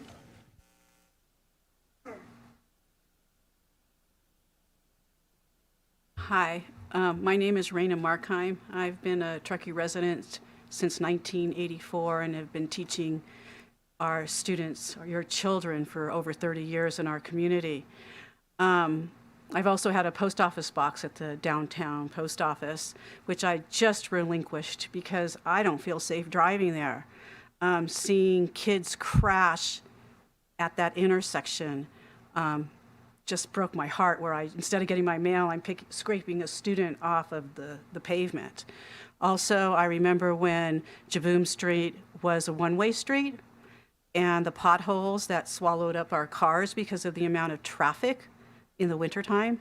And I don't hear snow removal anywhere in here, because even though the state of California might have something going on, we are Truckee and it does snow here. So I don't hear where all is that snow removal going to be going. I just don't think it's safe, and it's heartbreaking. I lived on Jaboom Street back in the 80s, and I did walk to town. I did walk to my job in the summertime. It was wonderful. I also had a car in a designated parking spot. I just think it's too big, and I don't think it's safe, and I don't think you've addressed the traffic, bicycles, e-bikes, pedestrians, and it's a different world today. It's a different society. So there are no rules because, you don't have to necessarily stop at a stop sign. And I just don't think it's safe. I think it's too big, and my heart breaks for the people who live up, I call it still, up on the hill. I don't think that was ever the intention of the McGlashans or any other founding fathers of our town. Thank you. Thank you.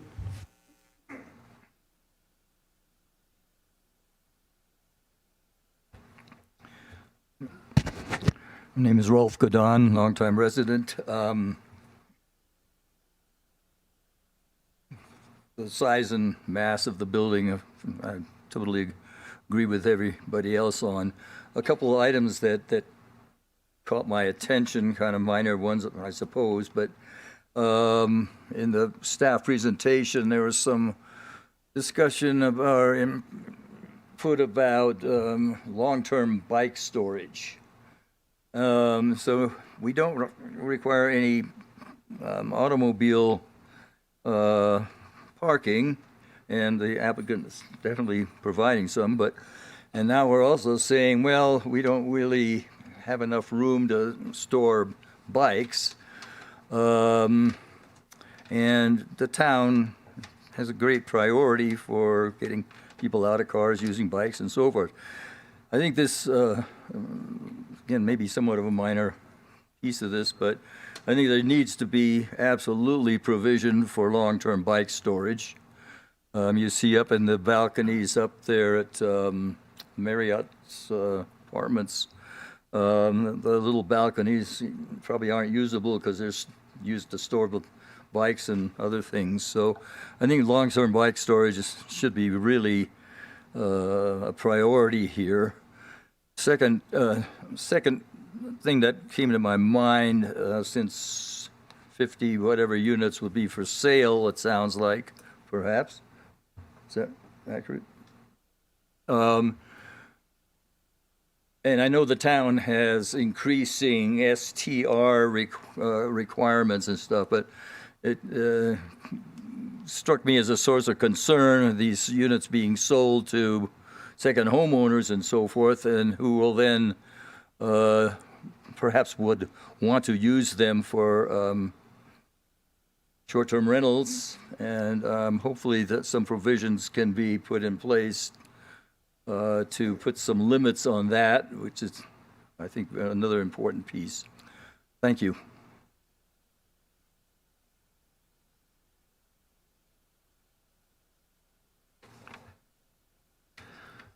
Dan Cockrum.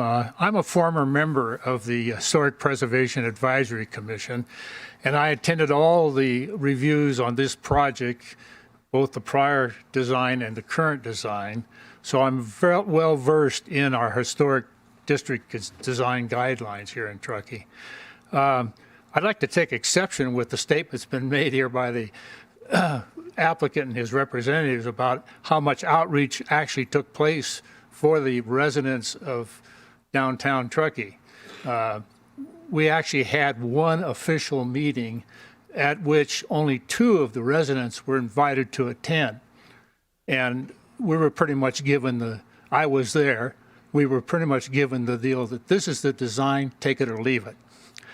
And I think clearly the citizens of Truckee have voiced their objection to the mass and scale of this project.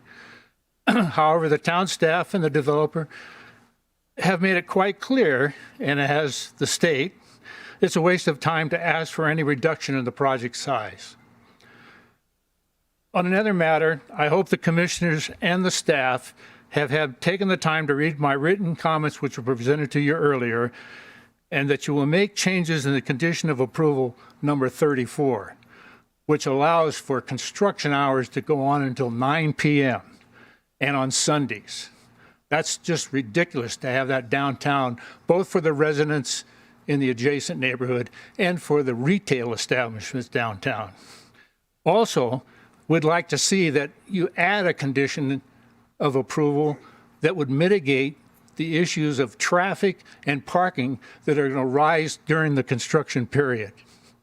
Thank you very much. Thank you.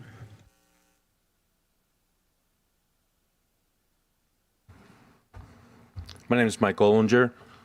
I live at the intersections of Spring, Kaiser, High. Is that all of them? 5 streets coming together. So my question is to the staff, how you came to the conclusion that this project is not a threat to the safety of the community. I'm wondering if the staff or the applicant have done any traffic studies and the impact of having 50 minimum cars in downtown Truckee. I sat on my front porch today this evening. We're after Labor Day. This is no more peak season. And the stream of cars coming through our neighborhood very fast, no stop signs, no signage, anything. The amount of traffic coming through there right now is horrible. And you're going to add 50 more cars downtown? People come through the neighborhood because they don't want to go through downtown. Raise your hand if you've been through downtown this summer. Have you driven down Underpass Road, or did you cut through the neighborhood? Locals don't go through downtown. And my question is, who did a traffic study? Who made the assessment that this doesn't offer safety concerns to the community and to the neighborhood? That's my question. And I have another minute and a half for an answer. Who did the traffic study? Who did the impact of all these cars downtown? Minimum of 50. We're not going to respond to your public comment during the public comment period. Staff does have an opportunity to respond to public That comment. was kind of a rhetorical question. But the question is, how do you come to that conclusion? Was the traffic study done? Can I ask the staff that? I believe they've got the message that that's inquisition. Thanks.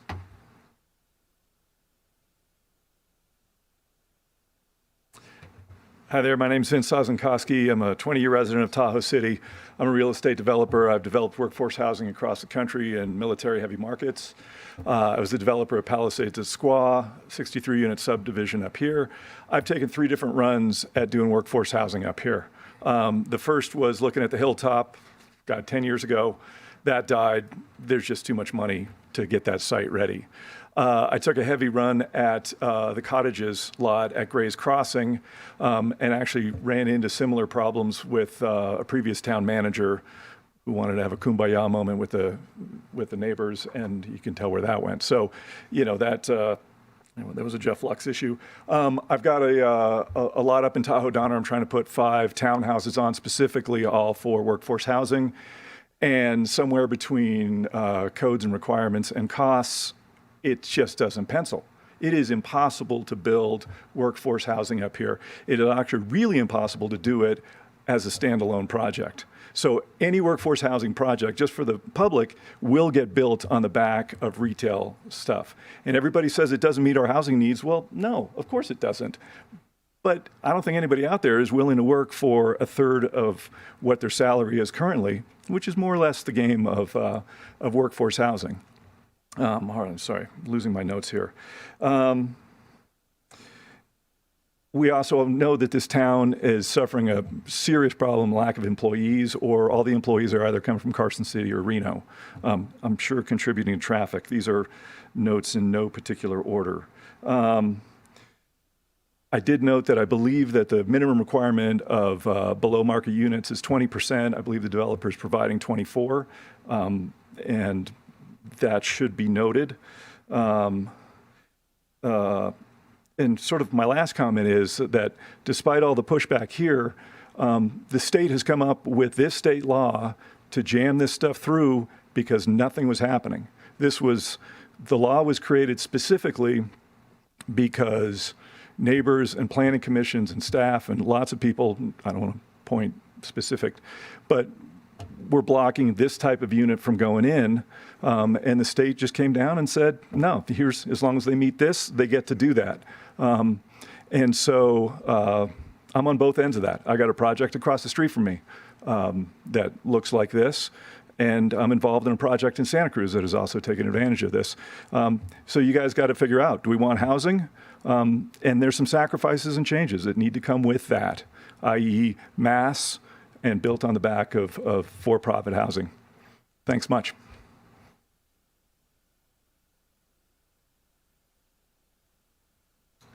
Good evening, Planning Commissioners. Alexis Aller, Executive Director of Mountain Area Preservation.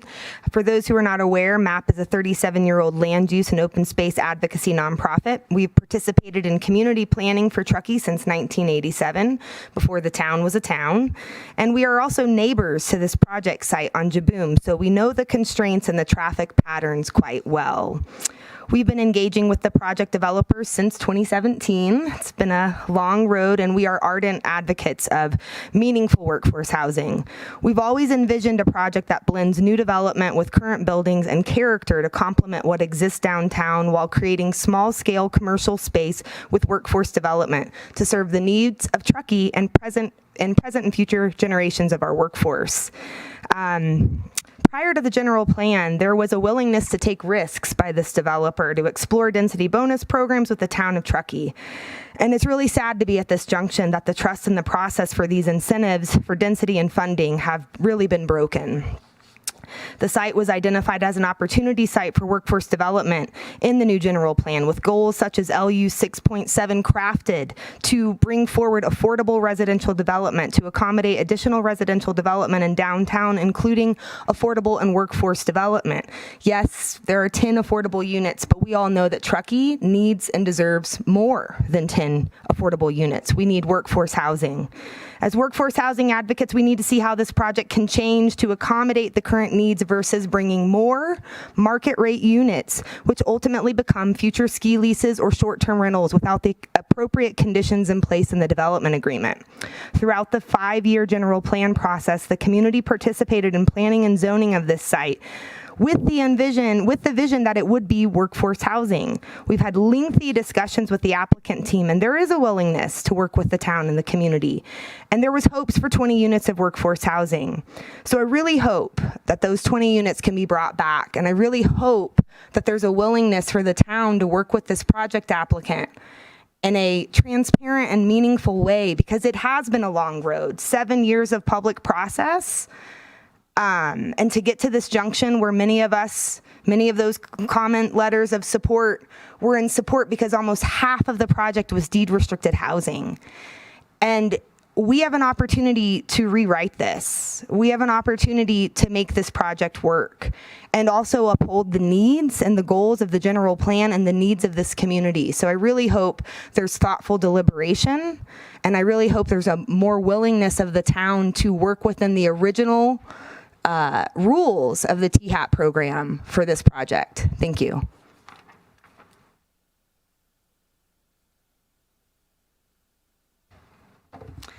Good evening, planning commissioners and staff. My name is Sophia Heydrich. I am the advocacy director for Mountain Area Preservation. Appreciate the opportunity to be here with you tonight. We submitted a comment letter earlier today. I hope you had a chance to glance at it. I'm just going to reiterate a couple of key points.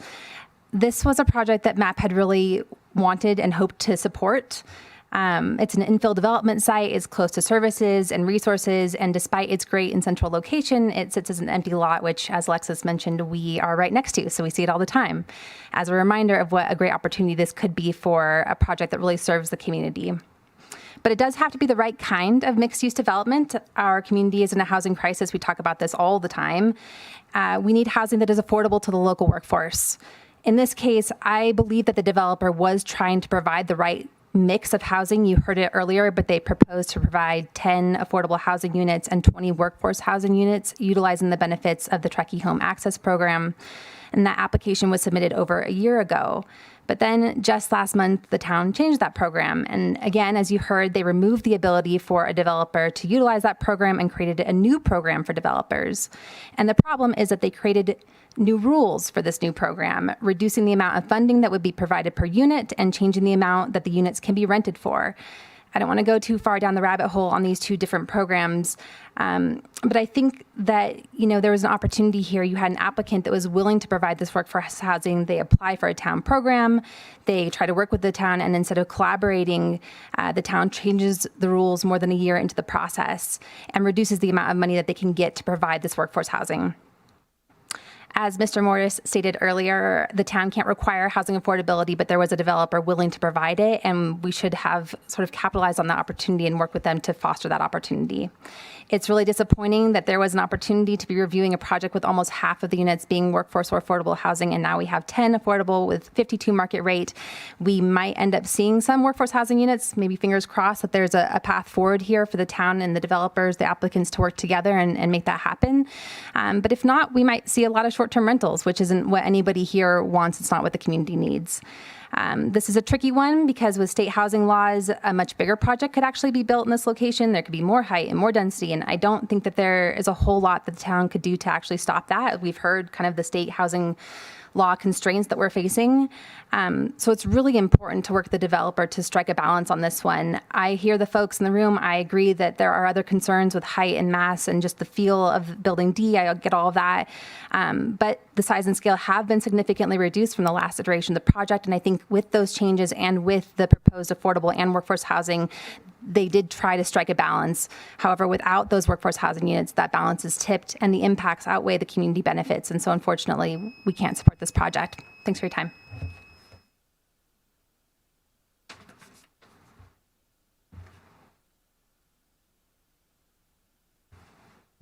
Hi, Jason Toops, Truckee resident. I want to start by thanking the staff and the development team for that excellent presentation. Thank you very much. If I could have anything I wanted, I would want this development to have more parking, more commercial, more affordable housing set-asides, better match our historic downtown, and somehow produce no traffic. Who wouldn't want all of that? But we live in reality, and the reality is that when we add requirements like additional parking and architectural character, we drive up the cost of development. And the more we drive up that cost, the more unaffordable we make it to live here. When we as a town debated our general plan, we designated this type of development as exactly what we wanted to see. Well, here it is. I think the team has done an excellent job of balancing competing demands given the constraints of the site. As for parking, this proposed development is well within the exempt area set forth by AB 2097, and yet still provides nearly 1 car spot per unit. To add more parking would mean to either go underground or eliminate the commercial, and doing so would be very expensive and thus dramatically reduce the affordability of the subsequent housing units. I would rather have more affordable housing and fewer parking spots. As for the architectural character, I agree that it feels a little out of place. I personally don't like Building D, but as staff have noted, that has no place in this meeting. And thus, furthermore, carbon copying our beautiful downtown style would simply be too costly. It simply wouldn't provide enough units on the space that we have here. And that, again, would reduce the affordability of the subsequent homes. To conclude, I urge our town to welcome this development as a needed addition to our housing stock and downtown environment. I hope we can resist the pull of high-cost obstructionism. At the end of the day, it's us who pay for that. Thank you.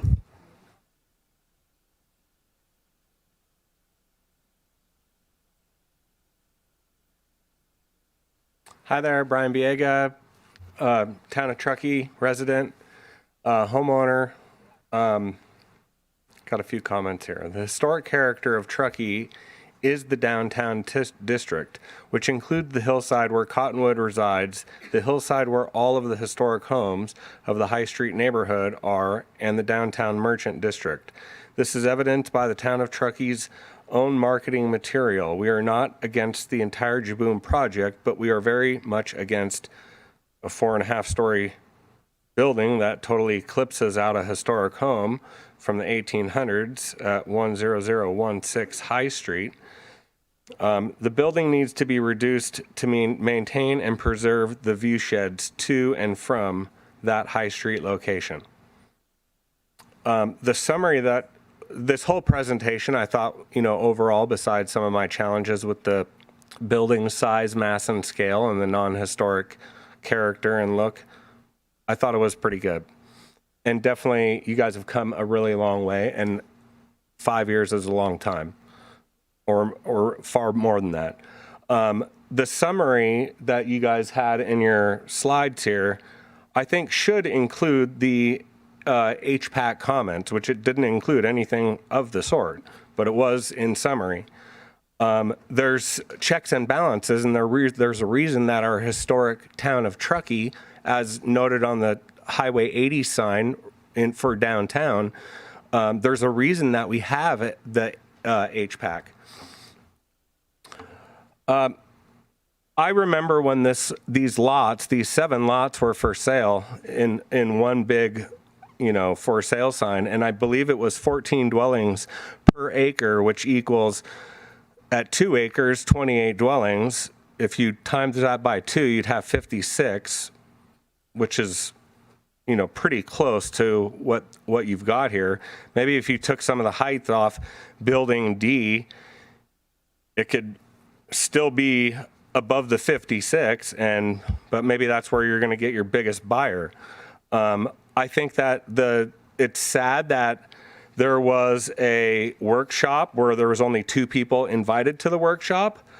I think that it's sad that there was no public outreach beyond a September 6th notice from 10 days ago or something, that there was going to be this meeting tonight.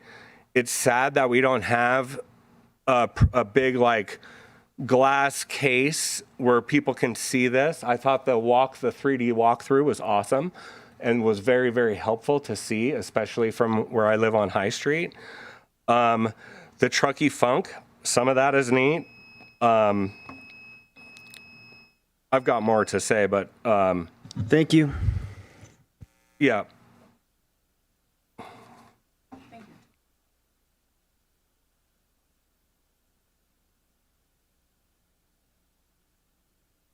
Good evening. My name is Ruth Hall, and I submitted a comment earlier.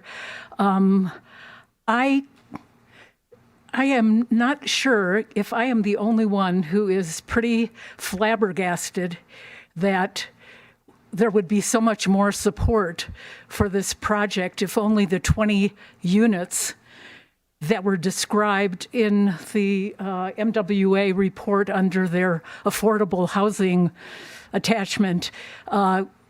These 20 units start out at $4,000 for a 1-bedroom or a studio. Now, is that affordable housing for our workforce?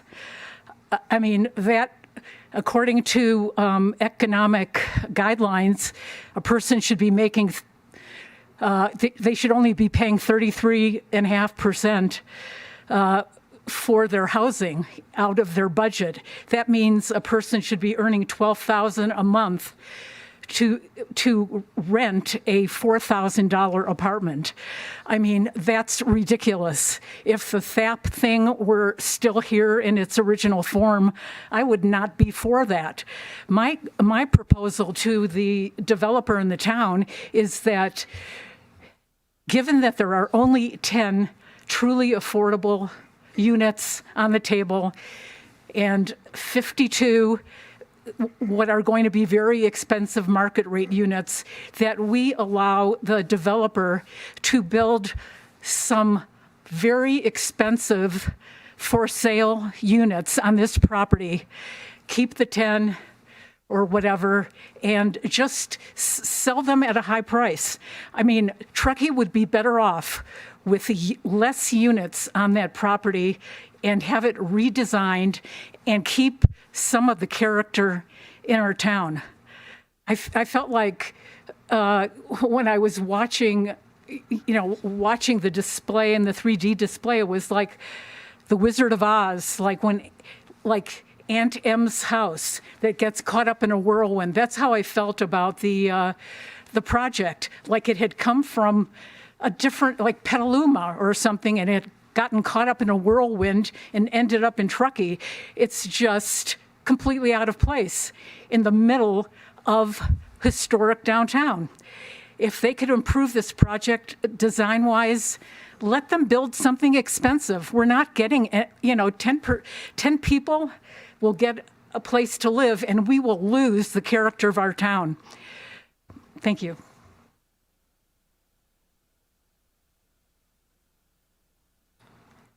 Good evening. My name is John Marks, resident of Truckee. I'd like to echo the appreciation to the staff for their work as well as to the applicant. I would simply like to remind everyone that the state law severely constrains the approval for this very specific project, and that we've had an applicant who has been patient and willing to work with the town and the community for many years. should this particular project not go forward, the town does risk something much worse, and a developer who, within their rights under state law, could create much higher density, much larger buildings, and have much less consideration for the community of Truckee. Thank you.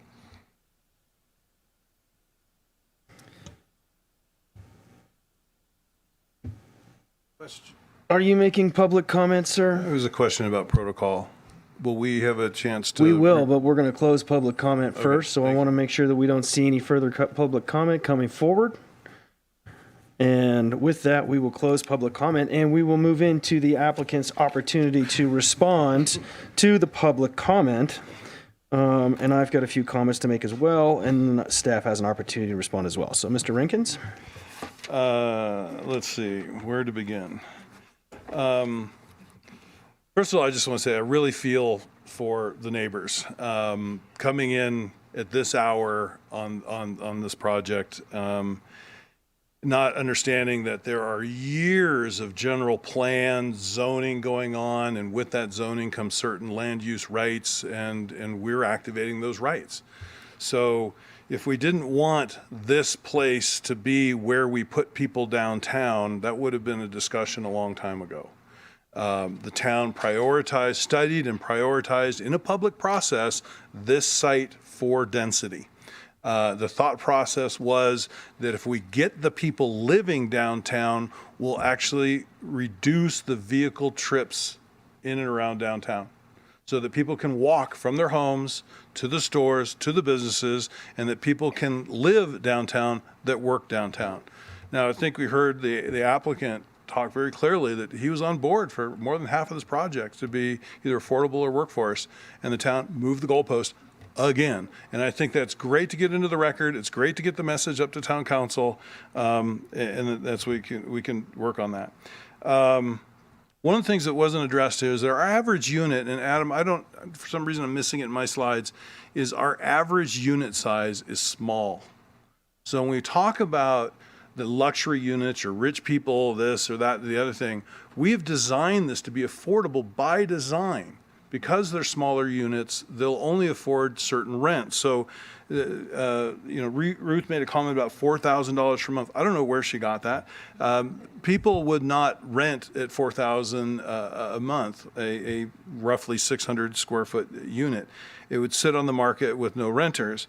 The applicant has another building on Donner Pass Road. The average rent is $1,600 per month for those units. Coburn is renting at around $2,000 a unit. So just want to put those out there. One of the things that was brought up was the competing demands, and that is where we're at. We've got a precious historic district. We've got a housing crisis where people are driving to Reno, Sparks, and beyond, over the summit, Nevada City, on the summit, north to Sierraville and beyond, Sierra City, Downeyville. People are commuting huge distances, and the carbon footprint of that commuting is massive. So getting housing in our core is critical and has been game planned by the community and into the governing documents that we are going by. As far as views on and off site, I believe we have studied the heck out of the views. We've been transparent and clear on that. We do have a few extra photos if you're curious about that one house impacted here on the screen, that the view on the right side, they will maintain that long view. And the straight out where we've got our building, they look over this construction truck through those trees, and that's where we're putting the building, is through those trees. So, and that house has a very narrow front porch that's not part of the living area. It's just an enclosed porch. So I'm not, they're already looking through windows. So we studied who would be impacted, and yes, one house is impacted, and that goes back to that balancing interest. And that closest tree, the forked tree, is to be preserved. Let's see what else is on the list here. The snow storage. part of our design was to put the car parking under the building so that we didn't have to plow a parking lot. That's responsible design, expensive responsible design. So, and what's left is the little drive aisles, and we are hydronically heating those so that we're not having to off-haul snow. What we haven't discussed, and maybe everyone will be excited about this, is the parking. One of the things we haven't discussed is our height within the parking garages of building B, C, and D are tall enough, and we're providing electrical power per stall wired to per unit. Kurt, this is your opportunity to respond to public comment. I didn't hear anybody talking about parking and upgrades. Parking was definitely, parking and bike storage were both brought up. I stand corrected. So we are wiring in electrical circuits for people to put car lifts to be able to stack 2 cars on building B, C, and D, and to put a bike storage thing that's a lift that you put in lifts, and as well as a security camera that's all wired into their electrical system. So they can watch their cars, they can watch their bikes. So we have secure bike storage for every unit in buildings B, C, and D. And then in building A, we've got the lobby and the back deck area both designated for bike storage. And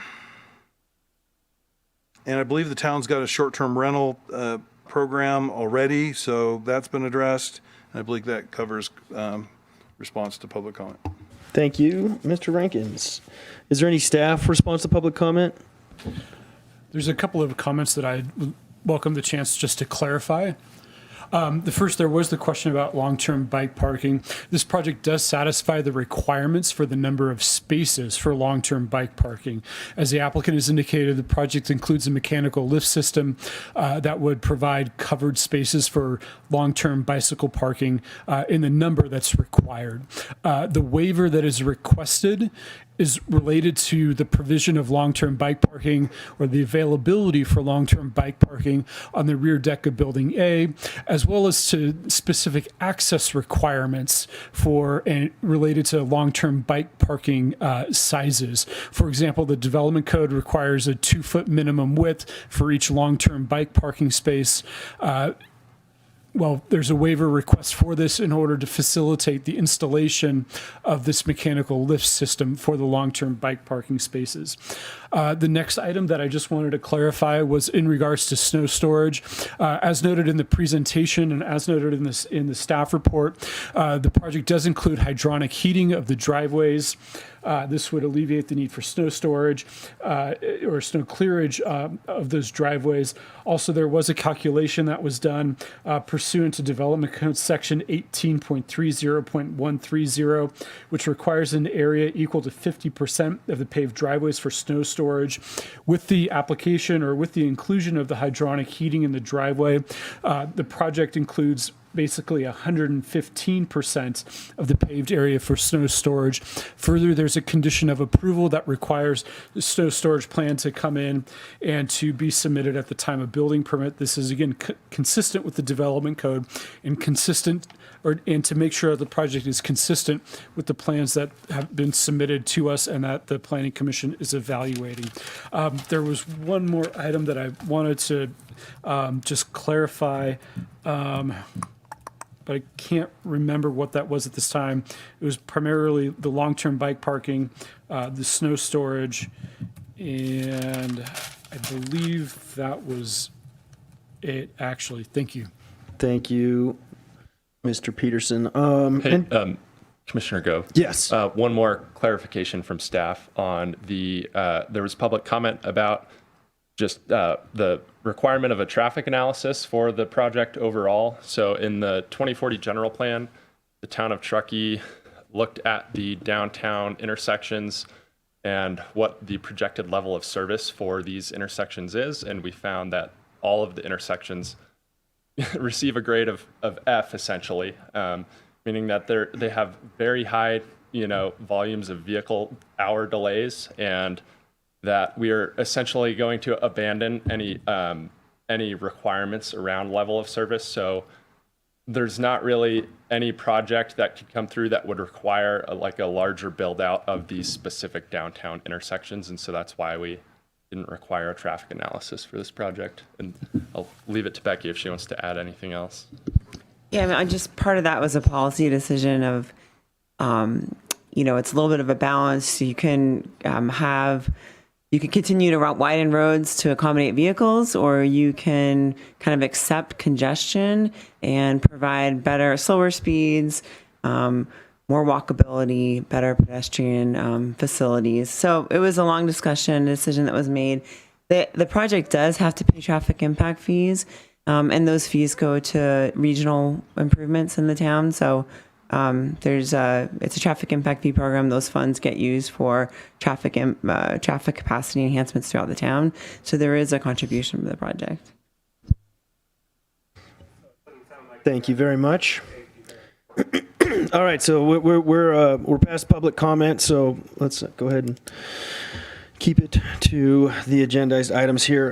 Did want to add one more thing, piggyback on Mr. Rankin's comment to help assuage concern about short-term rentals, and just clarifying that this is a multifamily project and therefore short-term rentals 31 days or less are strictly prohibited. Correct? Staff is nodding in agreement. Correct.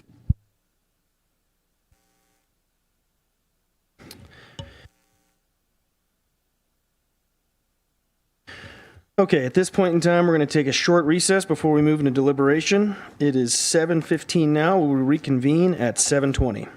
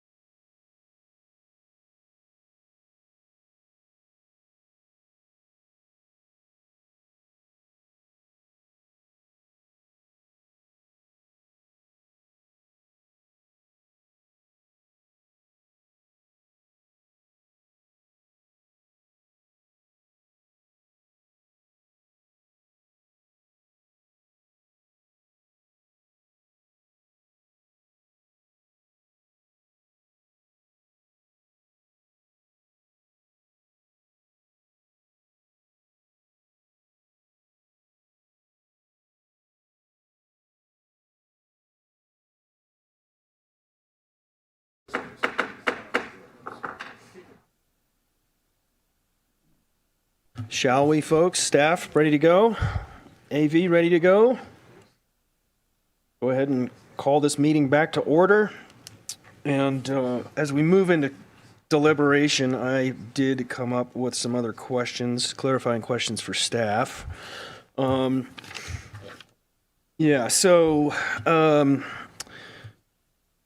is a standard 2-year approval, is that right?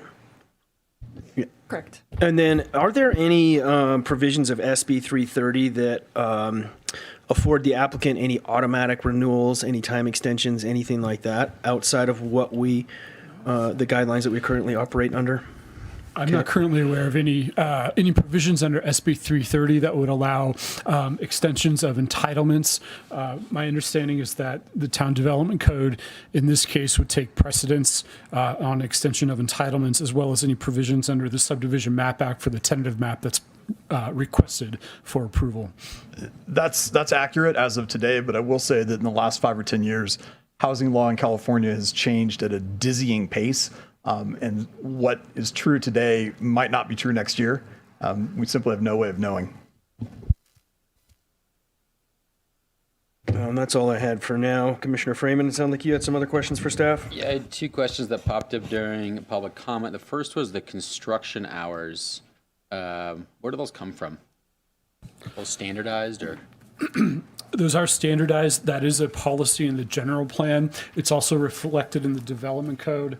18.44.070, if I recall correctly off the top of my head. But I can't remember what I had for breakfast, so take that with a grain of salt.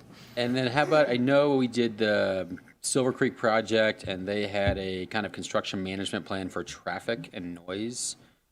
Is that something that could be applied here, that would be applicable here? I think we added that as a condition of approval, right, for that one? In order to, they'll need an encroachment permit from the town as part of their to do traffic control on town roads. So there'll be some level of review, like if they need to shut down a lane or anything like that, that will have to come through the engineering department. So that would already occur.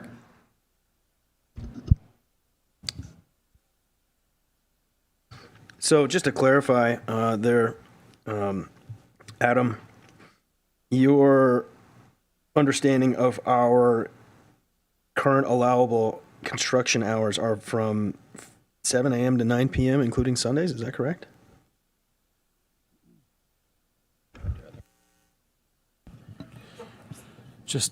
I want to cite the section of the development code. Take your time, sir. Yeah, thank you. Yeah. Appreciate it. Yeah, no worries. Okay. So it is section 18.44.070 of the Development Code, letter A. That code states that I'm trying to phrase it in the best way, the best way possible, but in a way that makes sense, because it's sort of phrased as sort of a negative to basically saying, okay, you're exempt from these above standards, but you're also subject to these standards. It says basically that provided that the activities do not take place before 7 a.m. or after 9 p.m. on any day except Sunday, or before 9 a.m. or after 6 p.m. on Sunday. Thank you. Commissioner Freeman, any other questions for staff right now? No other questions for staff. Commissioner Taylor, did you have any other questions before we? No, not for staff. Okay. Do you have questions? No, I just have questions for us. Got it. Okay, great. Okay, so then we'll move into deliberation. And those of you that have been through a meeting that I've chaired before, you know that one of my favorite things to do right now is take a little straw poll, see how we're feeling about this project. Commissioner Taylor? I think we know what we are kind of required to do by state law. And I think we can have a conversation around how we can do that in the best way possible. Fair enough. Commissioner Freeman? I think we're pretty lucky to be reviewing this project with a local team and not 100+ units, 4 stories, bumper to bumper, maxed out, with zero consideration for the neighbors. and terrible architecture that's being shoved down our throats. I think that's a very good point. Okay, so Commissioner Taylor, how do you see this project going forward with the modifications, if any, that we can make? What would you like to see? So I think the things that I would like to talk about are not asking for additional or more parking, but just the parking situation in general, and maybe finding or talking about that. But again, not asking for additional spaces or spots. And then I think one of the other things I'd like to address is maybe around traffic and congestion and safety. And this might be where we have some more questions for our staff about what we can do to maybe mitigate some of these concerns that we heard tonight during public comment, if anything at all. But I think that's where I'd like to start. So it sounded like we really had no jurisdiction to talk about parking really at all. Well, we couldn't require any parking. The applicant did agree to provide some parking. We can't certainly require any more parking than the applicant is already providing. But we can talk about parking, but that's a pretty substantial limitation. I mean, I think my idea was not to ask or, require more parking, but just think, is there a way that we can manage the parking that is being provided in a way that's fair to all units? And if that I don't know if we're mean, allowed to make that well, I mean, it seems like we'd or- asked or for in mandate. previous conditions of approval, like a parking plan. And I don't know if we're allowed to do that in this case, since it's not in our initial list or a list that was provided. We're within 30 days of the SB 330 constraints. But that's where I'd like to see if we have any options, which I don't know if we do. And so, what's your concern? Is you trying to make sure that of the parking units that are available, that there's an equitable distribution? Exactly. Yeah. Okay. Because if we think about it, those who work here locally may have to commute to Tahoe City, for example, or wherever they may be working, and will likely need a car. Visitors per SB 330 or AB 2079 could take the train to town and then walk around. So I just want to see if there's any conversation around that. Maybe not. I don't know how you guys feel, so feel free to chime in. I guess I feel like that we're setting ourselves up for failure. I can echo the sentiments that I made in the last meeting, that I understand why Sacramento has made these laws, and we have our hands tied, and just to say, oh, it's near Amtrak, we don't need parking. I think this is going to cause a problem. I don't see a way that we have a way to mitigate that. And I commend the applicant for considering the idea of going in and putting, car lifts to, effectively maybe double the space. I mean, that is a pricey endeavor, from just the infrastructure of getting the power demand in there and then the units themselves and installation. I mean, that's, in my mind, that's, it's a feather in his cap. I don't think they're installing the lifts. They're just providing power to each individual space that would be attached to the individual unit meters. I think they're basically setting it up so that it can be added at a future date. So it is a way for somebody, whether it's the applicant or a property owner, to try to solve this parking boondoggle that is set in our laps by the brilliant representatives that we have down at the state capitol. Okay. I mean, I hear you. I just don't think that we have any levers to pull, and it seems like unless Andy tells me there's something else, right? Well, I mean, the applicant has already characterized the very limited requirements that we proposed as being unlawful. So I suspect that the applicant would object to anything beyond what we've already proposed as well. I suspect you're right.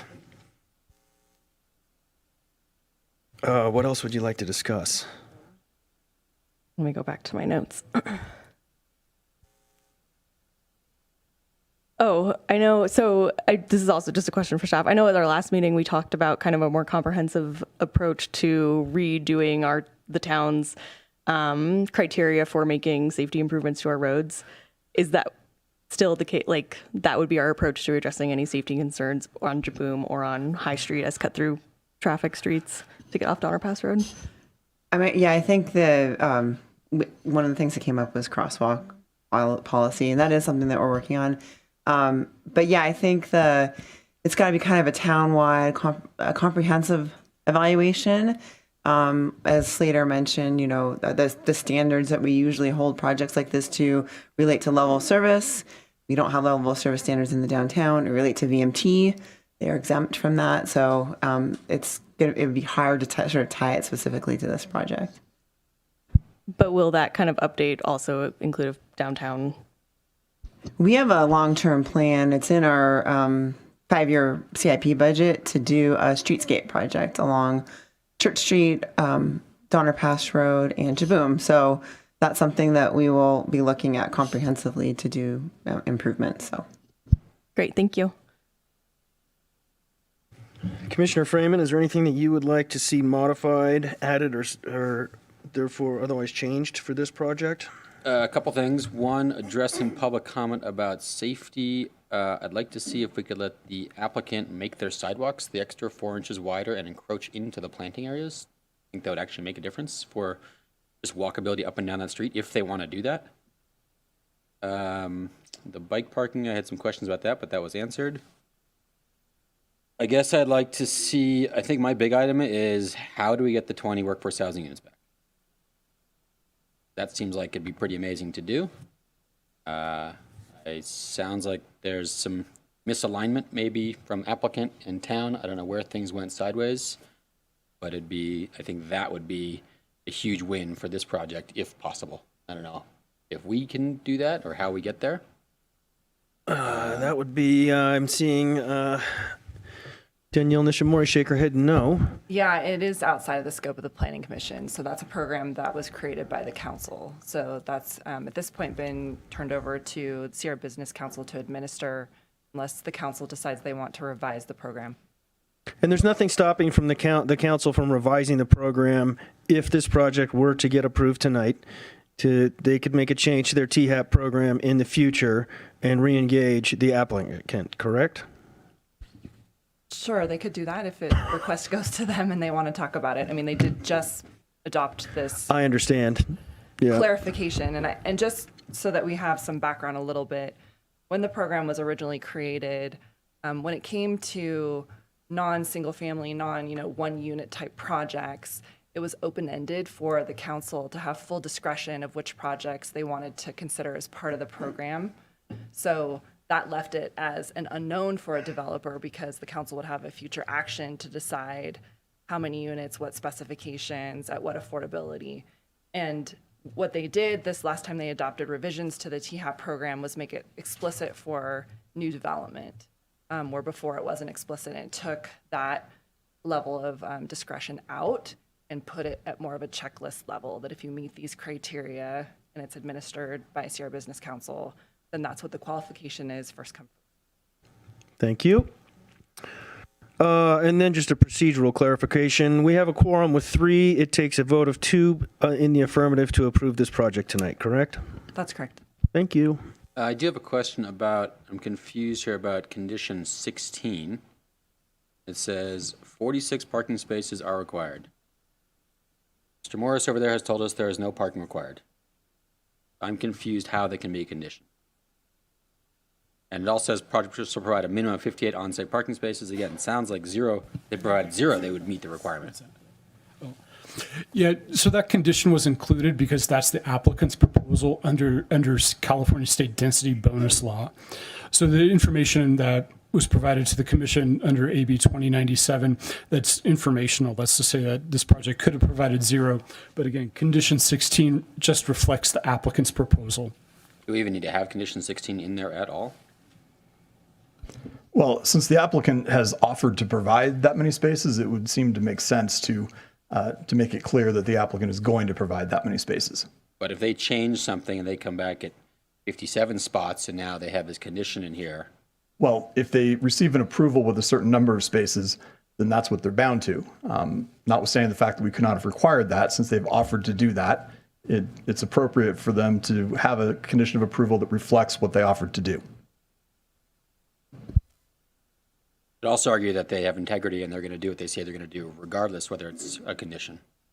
You know, as President Reagan once said about Soviet nuclear disarmament, trust, but verify. I get that, Mr. Morris, but I think the trust, it sounds like, has been broken along the path, which is evident by the 20 workforce housing units disappearing from the project. So Well, I would say get rid of condition 16 and flex a little bit, because we have so little power up here. Might as well do something.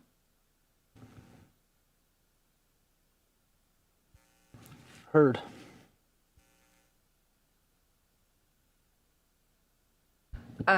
Chair Go, or Vice Chair Go is acting chair. Yes. I think it's staff's opinion that if you remove that condition, it becomes a different project, because that's what the applicant's proposing. So we often reflect their project description in the conditions themselves. So if this condition comes out and there isn't a reference to what's being proposed as part of this project description, it's our opinion, it's a different project. I understand that. Can you dumb that down for Commissioner There's Freeman? no parking required. The condition was pretty awkwardly explicit. drafted. I think it could have been drafted to say that state law would not require any particular parking, but that this is what the applicant is proposing. And we could modify the condition to reflect that wording if that would be more acceptable. We could just leave it as it is and get rid of all the numbers.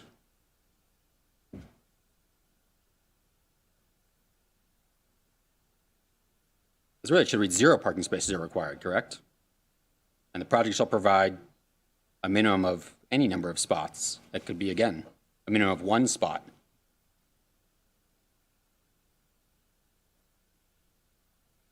So can you help us create some language where it changes?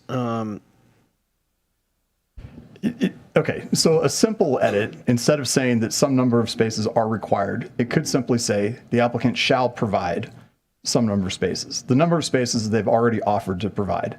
So rather than speaking in terms of requirements, just the applicant shall provide. Shall provide as proposed. Are all these spots on site, or are some of them on the street? Some are on street, so the way that it's described right now is a minimum of 4 on street, and that's part of the minor use permit approval that's in front of you to consider. There's already 11 or something on the street, and the 4 is the ones in front of Building D that do not exist right now? Correct. But if they come back and they say, hey, we want to provide a larger landscape area or a little sitting area that could be community benefit, now they don't meet their condition. I mean, they're requesting the minor use permit to be able to put the parking in the right of way. So if they no longer want to do that, then that's a project modification. And if it's for all 4 parking spaces, then it would come back to Planning Commission as a project amendment. I want that. What does the applicant want? An approved project.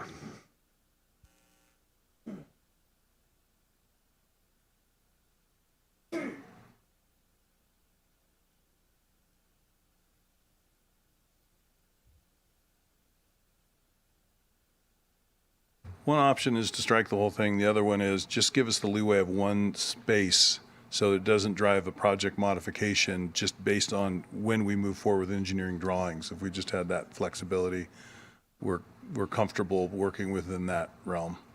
We could say provide a minimum of 50 spaces. Or 50, where we said, what, 58 right now? It's If we 58. said 50, if we said 57, then that gives us some, well, or 50 is fine, yeah, whatever. It's allowing some flexibility and not have to come back. Our intention is to provide as much parking. It's our win and everybody's win to have as much parking as possible. Totally, for all the businesses, for the future owners, whatever. Right. We had more parking actually proposed, but in working SEO with the town engineers, we ended up where we ended up.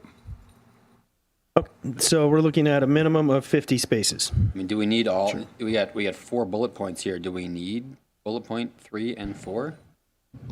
I think we could probably truncate this. And even bullet point 1 seems like to say 46 parking spaces are required. You could certainly delete bullet points 1 and 4 without changing the meaning of anything, if that would meet your approval. How about just the project shall provide a minimum of 50 spots? I support that. Yeah, Or that 52 works for me. spots. Okay, staff got that noted? What's the number? I heard 50 and 52.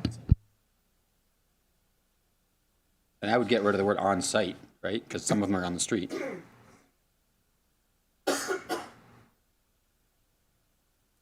Okay. And then bullet point 3 goes away.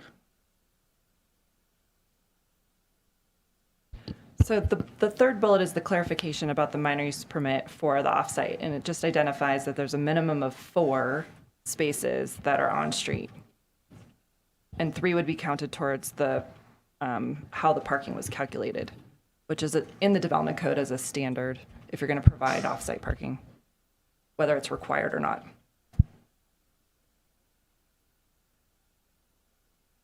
Is that all right with you, Mr. Commissioner Freeman? Sure. Okay. Staff, you have clarity on that? Well, actually, I think it should be 1 less. I think it should be 3. Minimum of 3 spaces on the street. Again, if they want to adjust a landscape area, make a larger seating area, you know, make a wide section in the sidewalk.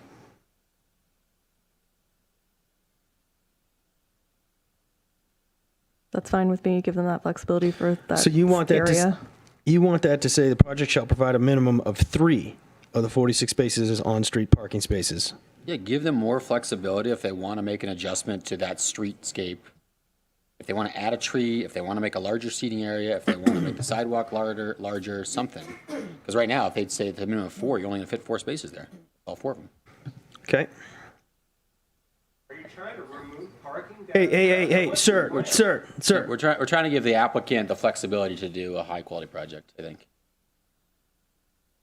So, sir, listen, public comment is closed. We're deliberating on how to move forward with this project.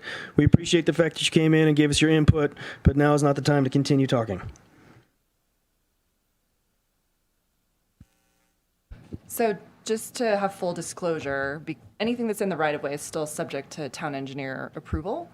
So that would be a subsequent conversation post-hearing between the applicant and the engineering department about what that streetscape ultimately is. Sure. Because with this project design, you would be taking 13 spaces and reducing it down to 11 on that section of Jaboom for the entire frontage. So there's already a loss of parking spaces, in part because of the driveway access that they have for 2 of the buildings.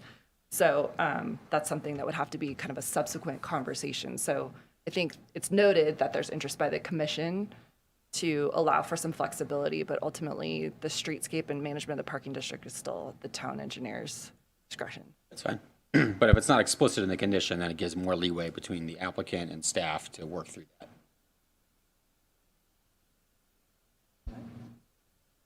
that. If the proposal is just not specifically identify how many on-street parking spaces are provided. Right now.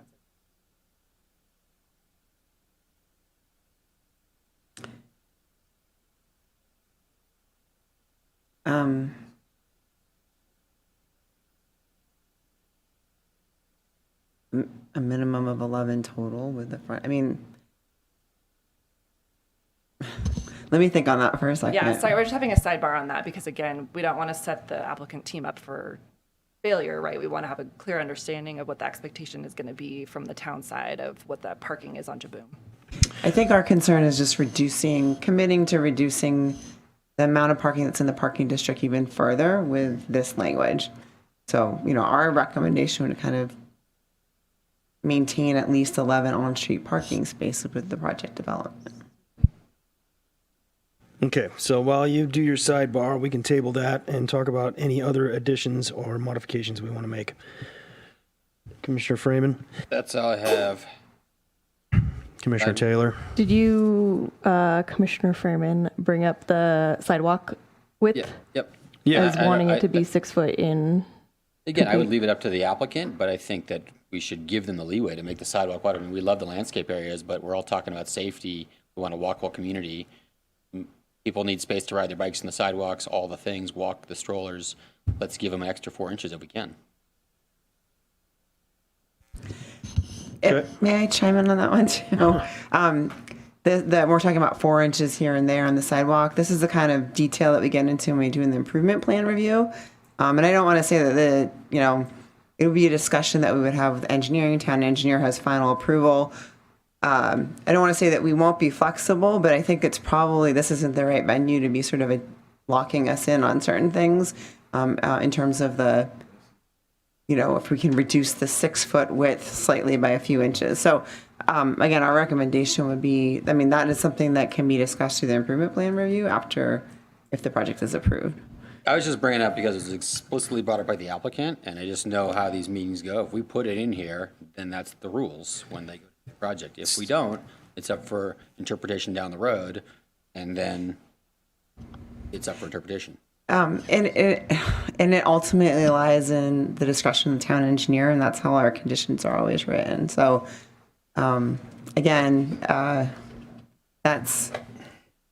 it's a right-of-way issue, and it's an improvement plan review that happens with the engineering department. And in the past, the commission has added conditions that say encourage the town engineer to work with the applicant team for flexible design, to encourage, adequate sidewalks that meet both interests, whatever it is, that language that you want. But that way, at least provides something clearly from the planning commission for the town engineer to consider. So in the applicant's presentation, he said, I believe that they had a minimum, their shortest width sidewalk was 5 feet 8 inches. Does that ring true? Maybe it was a little bit smaller. But they felt that they were meeting the design intent. 5'2". I think it's condition of approval 56 Yeah, is where we talk about frontage improvements. Smallest width would be 5'2". Basically, there's what we were just discussing is if we could have a 6-foot sidewalk with minor encroachments for building finishes, and then we have a planter and a bench, that the maximum encroachment would be 10 inches. And then the rest of the sidewalk is 6 feet. Okay, so your 10 inches gets you down to that 5'2". So Yeah. it's an encroachment issue of a floating bench or some facade. Is that Correct. essentially? Okay. And what So would the the language solution that you would like to see was that we allow an encroachment of 10 inches of that 6-foot minimum. For finishes and, incidental features. Okay. I'm amenable to that. So would the sidewalk then encroach into the landscape area to be wider? If we're allowed that encroachment, then we won't need to encroach into the amenity zone, which is also overlapping with our landscape zone. Got it. So it's an encroachment into the 6 feet with the bench. Correct. And the veneer. Yeah. And then that keeps it kind of a clean line. The edge of the sidewalk is the same as the property line, and it's all been worked out by Martin. And just to be clear, the town engineer could then, at their discretion, allow us to pave past the property line, and then we'd end up with a 6-foot sidewalk. Got it. Yep. Finished. So I don't know if we can put that, encourage. Well, she got condition number 56, allow for encroachment of finishes and site features, right? So maximum of 10 inches.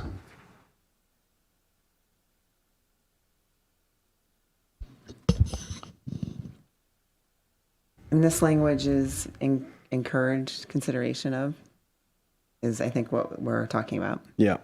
And the 6 foot, there's a couple of reasons for the 6 foot. It's our standard for sidewalks. There's also snow removal. And we need, an excess of 5 feet to do snow removal. 6 feet is already kind of tight. And so knowing that, one day we might be doing snow removal here. I mean, this is why we get into these detailed discussions when we're looking at the detailed improvement plans. But if it's just the language is encouraged, I think we can support that. But I think the amenities really do add to the pedestrian experience. Like having the bench and having that stuff is going to make that a nice space. But is the language to encourage them to work to maintain a 6-foot sidewalk while allowing for encroachment of up to 10 inches? Okay, because I just want to make sure we also include that. We want to try to maintain 6 feet.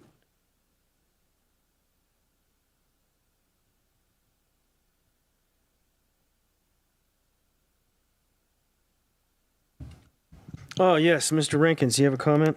I'm not looking for a discretionary review by anybody. I'd like to hammer out details now and hold the town to it. We've lost trust. That is a very fair statement, sir. So we've got the 5'2". The town's got the flexibility from the property line to the curb.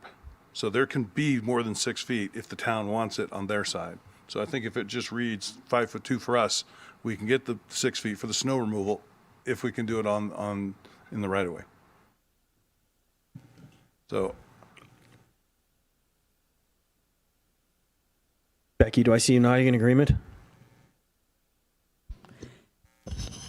I'm still recommending that we don't want to get into prescribing right now. I think we need to, I'm not saying no, but I think we need to leave it open to the discussion when we do the language that we have, where it's up to the discussion of the town engineer for to approve whatever the final plans are. I think we should keep it in like that. That means an option we have to- to redesign the whole project when we get there. And that's the leverage that they use in the past, and we're not want to play that way. We Well, want to if the applicant prefers the town not having discretion, you can just say it has to be 6 feet, no discretion. Or 5'2".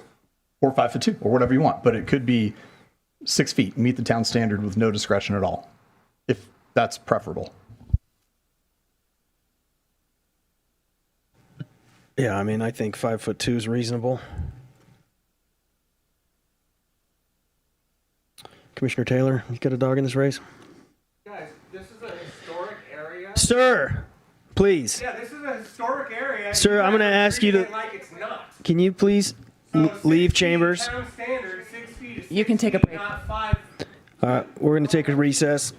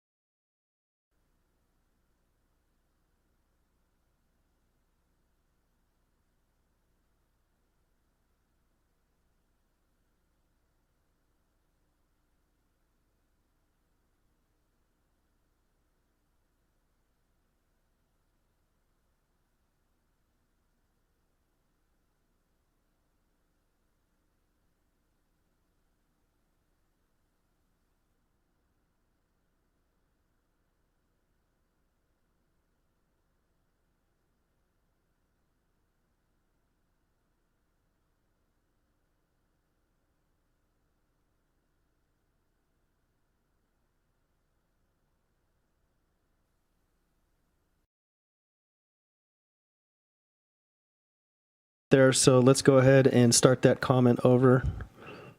So I think you were interested in talking through the list of questions about the conditions that the applicant raised at the beginning during their presentation. Specifically, we're talking about the width of the sidewalks, and essentially, would we allow an encroachment of 10 inches? I think what Ms. Nishimori is saying is the applicant raised issues and concerns with a number of other conditions. And the question is, does the commission want to discuss those or not? I'd like to go through them if there were 5 or 6. Do we have that we can take a look at on the screen here in writing?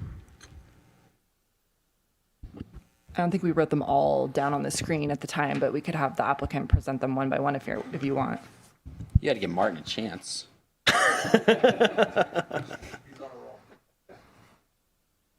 Okay, so Kurt, go ahead. Let's go through these bullet points one item at a time, and then commissioners, we can talk about those one item at a time and see if we can just get to resolution on each one in an expeditious fashion. Does that seem fair? Mr. Rankins? All right, condition 12, we want clarification in the record that no street or curb improvements are proposed or required other than what is shown in the plans for High Street. We don't want a surprise requirement showing up. I'm sorry? Oh, did I get the wrong number? Condition 12 is not related to street improvements. I'm sorry, what is that one?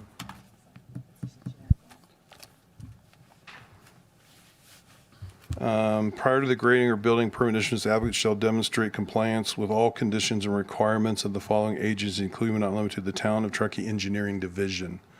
That is specifically want a clarification now that I don't want to get down the road and they go, oh, now we want curb and gutter on High Street. Neighbors didn't want it. That's been something we've talked about all along. I don't want a curveball thrown at us. I think that would be a separate condition if that's something the commission wants to entertain. To that specific issue.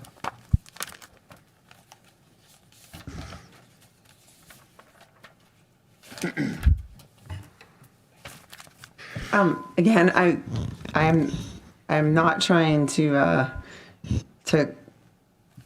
it's hard to predict, for example, I I think the project already proposes to do some drainage improvements along High Street, or is that gone from the project description, the ditch along High Street?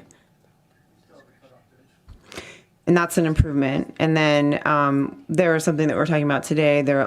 We need to meet our MPS requirements. And there's a question about whether or not there needs to be some sort of small treatment facility. I mean, something very simple, but there might be something that's slightly different than what's shown in the plans right now. And to lock ourselves in right now, before we have fully engineered plans, this sets a bad precedent. And again, so that's sort of my concern here. This is probably not the venue to be getting into the details of these types of details. So, I mean, I think we could talk generally that we're not requiring specific improvements along High Street. We could say no curb and gutter.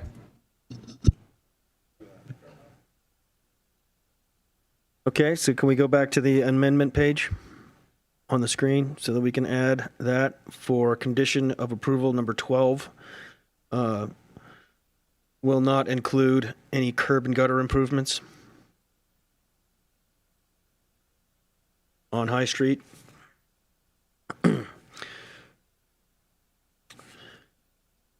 Mr. Rankins, your next item.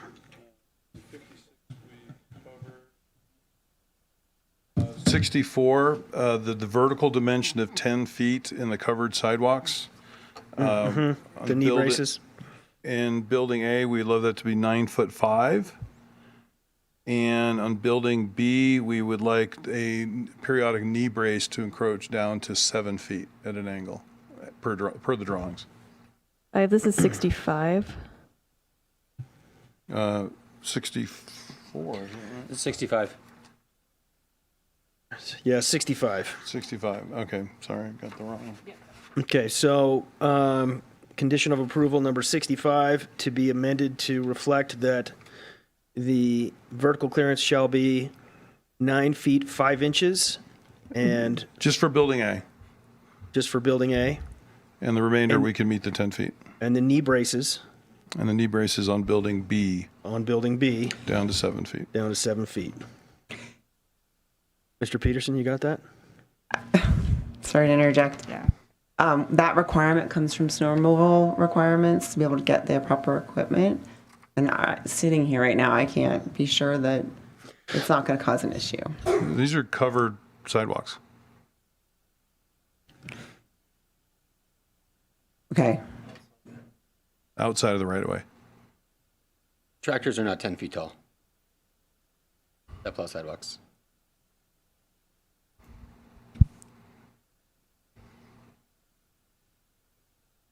So whose responsibility is the snow removal on those covered sidewalks? It's not, it's... So right now, the sidewalk snow removal would be the property owner's responsibility. So eventually, there's discussion that we might have a assessment district there. So there is potential that the town would take over maintenance at some point, but if they're a covered sidewalk, there shouldn't be snow underneath it. Yeah, and I don't think the applicant is worried about eventualities. They're looking for crystal clear approval today. So we're okay with that then? Covered sidewalk. Encroachment allows knee braces on building B down to 7 feet. These changes are not necessarily meeting our standards. And again, just to reiterate again, I'm not sure if we want to make the language that these are all things if these are going to be considerations for the town engineer to consider. I'm okay with that, but it sounds like you want to set this in stone. So if we get to a point where there's an issue that comes up during the improvement plan process where we can't approve any of these modifications, again, I just think this is setting a poor precedent.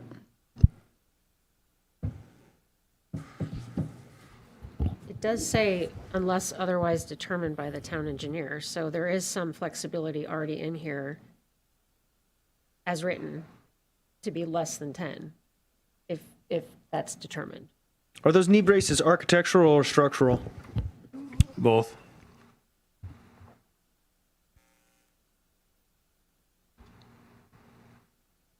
think they add to the historic character.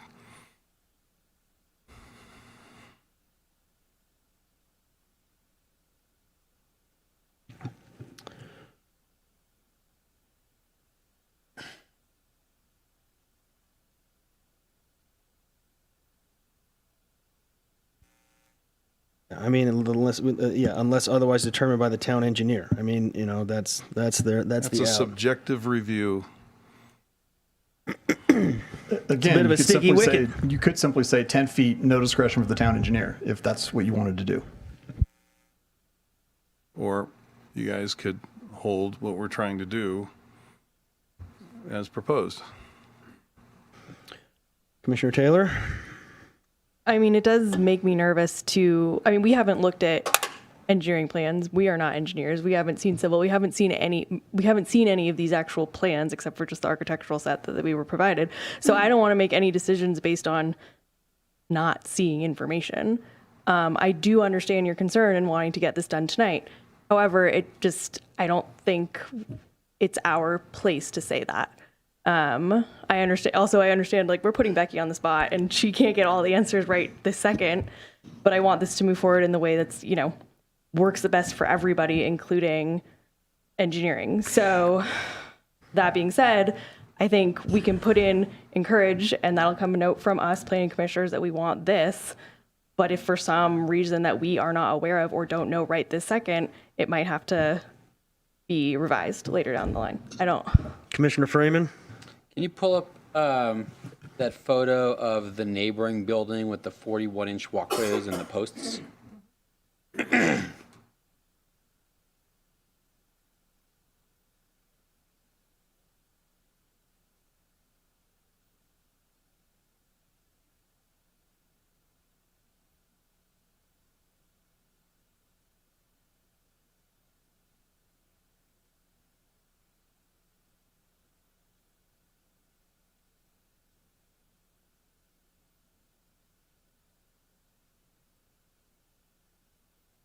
Yeah, there was the one with the tape measure. Yeah, there was one with the tape measure, That right? was on our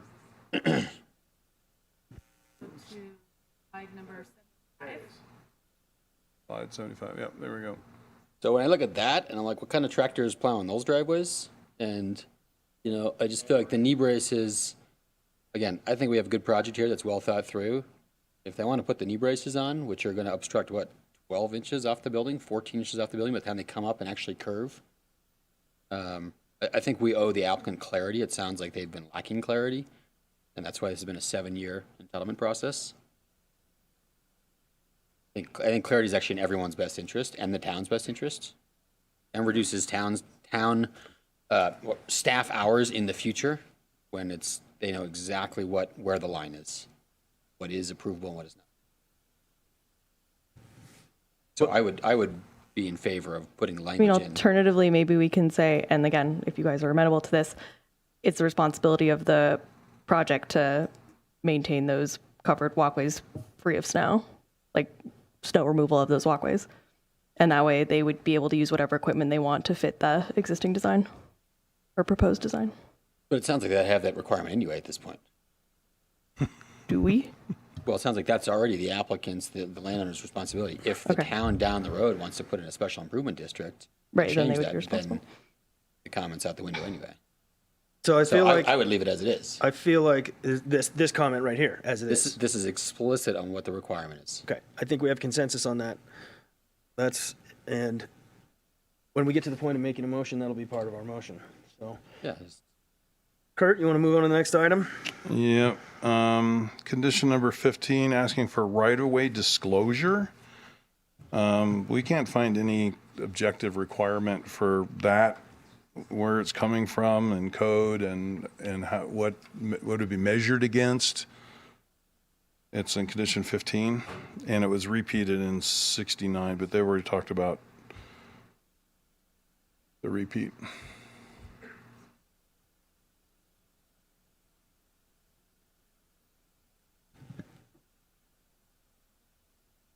Where does this language come from? Right-of-way disclosure on each parcel. Is this part of the Subdivision Map Act? Where did we get this?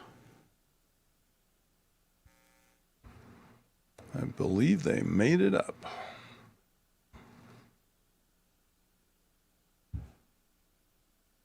So without this notification, would long-term parking be allowed? Or overnight parking? Without this disclosure, would overnight parking No, be? it would not. Would not be.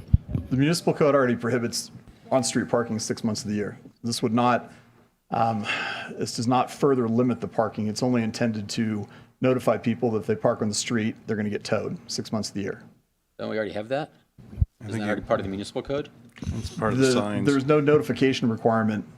The substantive requirement, substantive prohibition that you can't park on the street, you will be towed, is in the code, but there's not a separate notification requirement. This is intended to make sure that buyers are aware that they won't be able to park on the street. I see. And where does that requirement that we disclose this to buyers, potential buyers, come from?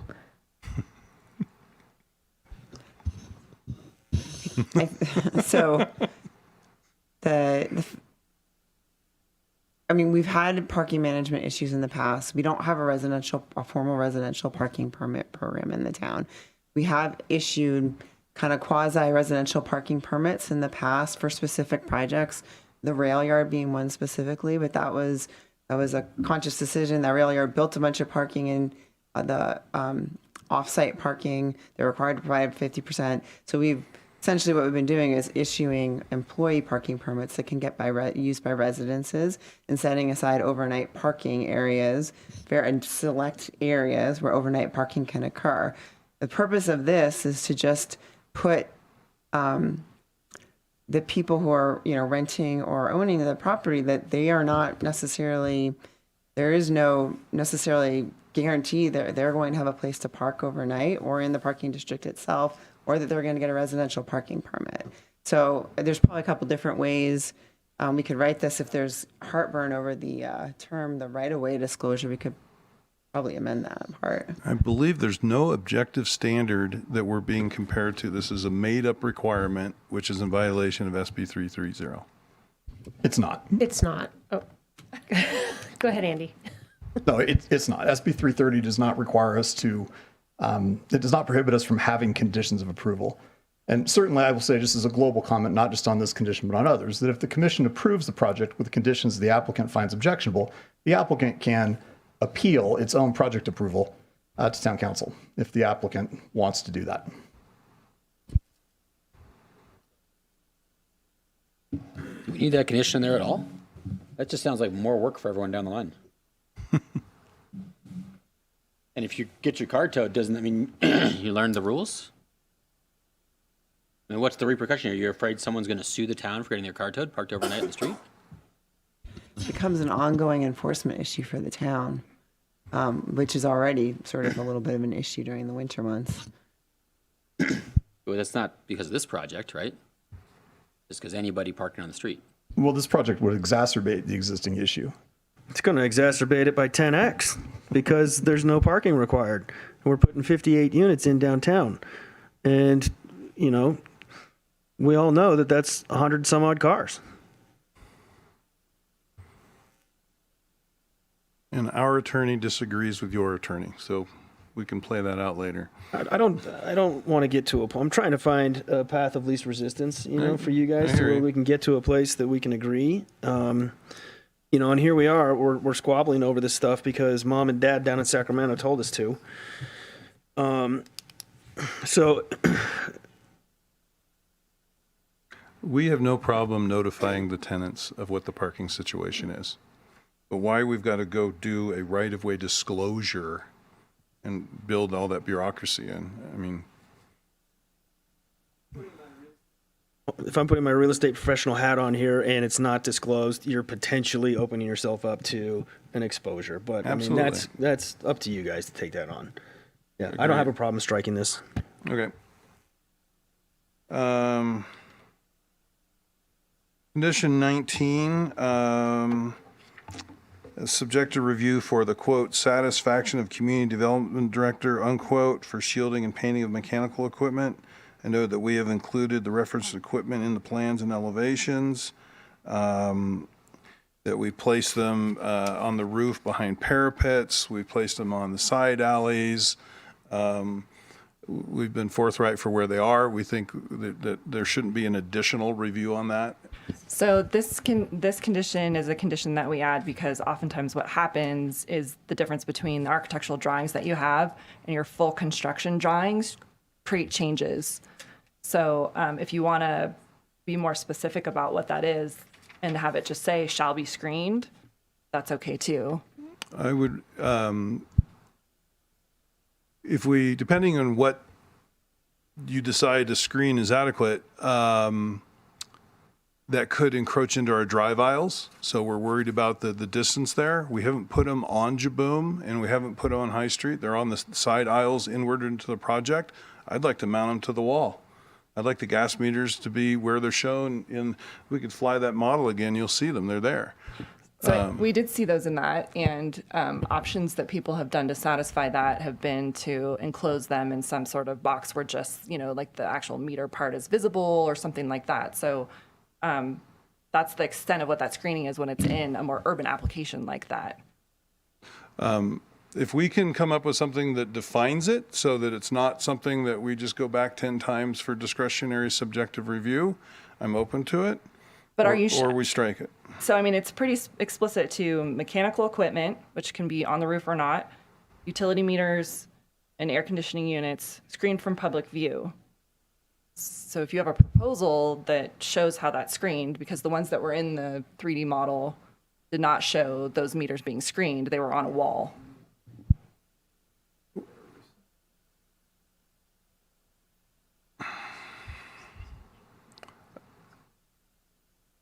We got gas meters visible all over town. So I just as soon strike this whole condition. But again, this is here recognizing that we commonly see deviations from what's depicted in an architectural rendering and what we see at building permit review. So it's recognizing that what was depicted tonight is not always reflected in the final plan. That's why this is here.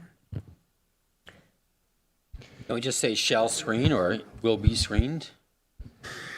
Yeah, what if the condition were revised to say the applicant shall demonstrate that any mechanical equipment, including utility meters, shall be screened, et cetera, et cetera. It's just striking the clause about to the satisfaction of the community development director. Or we just add it to the waiver list. Done deal. Because it's just more expense. Commissioners. I mean, unfortunately, that's their ability to do. I would love to just have it be shall be screened, and at least keep something in, because utility meters are not great to look at. No, I think that's fine, but I think it's just that's enough. That's enough clarity. That's it, but it still shall be screened. I'm okay with that. Next item.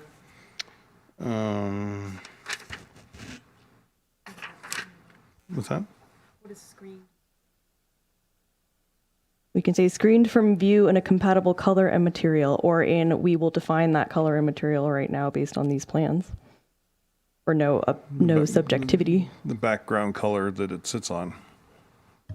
That's great. Yeah. So what do you guys think? Staff, is that? I think Andy's working on, excuse not Andy, Adam's working on that right now, Yeah, I mean, I diligently think if you added typing the away. compatible material and color, that's fine.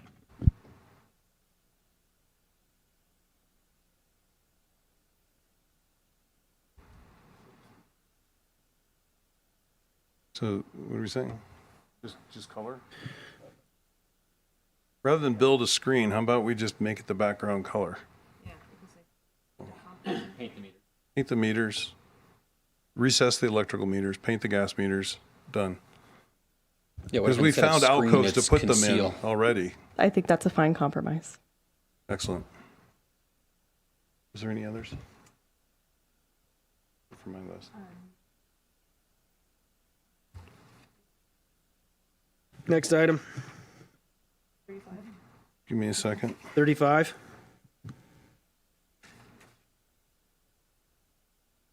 I believe the noise control plan is in the development code.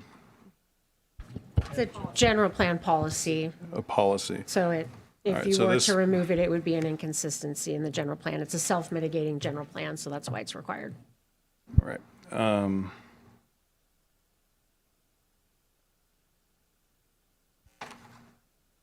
Is it objective? Is it objective? So in the general plan, we have decibels and a table of allowable noises. The fundamental problem that I see is that if you remove this condition, General Plan Policy SN-8.14, I believe, is this condition that's proposed for the project. Again, it specifies objective hours. From 7 a.m. to 9 p.m. The trouble is, if you remove this condition, then you subject yourself to General Plan Policy SN-8.19, which requires additional noise mitigation measures to be required of the project, which are objective, which specify exactly what needs to be done. Furthermore, you are then inconsistent with the noise assessment that was provided for the project that drew the conclusion that the project is consistent with the policies in the general plan. So it is staff's opinion that this condition should not be removed. It is objective in that it provides days and times for construction noise monitoring and mitigation. Kurt, is that a hill you want to die on? Or can we move on? No, but I think on D, what is that? Is that the same number? Yeah. D, it says we have to designate a disturbance coordinator. So we. It's a point of contact from the project staff, not somebody on the town side. Just there has to be a point of contact on your end that if there is a noise complaint or there's a noise issue, there has to be somebody designated to be in charge of looking into it. Okay, we can work with that. Next item. 62, if a maintenance district is created in the future to provide ongoing maintenance of frontage improvements as a part of the future Jerome Street streetscape, the owner at that time shall not contest its formation. We're not ready to commit now to something unknown in the future. That'd be ludicrous. Yeah. We don't have any idea of the terms. Yeah. Yeah, I don't think that's, I'm not an attorney, Andy, but that's like agreeing to agree to something unknown. It's a standard condition. The town does this regularly. I mean, I suppose that if they wanted to reserve the right to contest its formation, we would just exclude the property from the assessment district and they can do their own snow removal. I think is probably how that would go. I thought we already covered that they were doing that. For now, but if in the future the town expressed an interest in taking over snow removal, and if the property owner at the time didn't want to participate, we would just carve this property out of the assessment district, and I think is what would happen, rather than trying to force them to participate. Yeah, forcing us to participate isn't good faith. I would love to see the proposal in the future, or we'd like to see the proposal in the future, and decide whether it makes sense or not.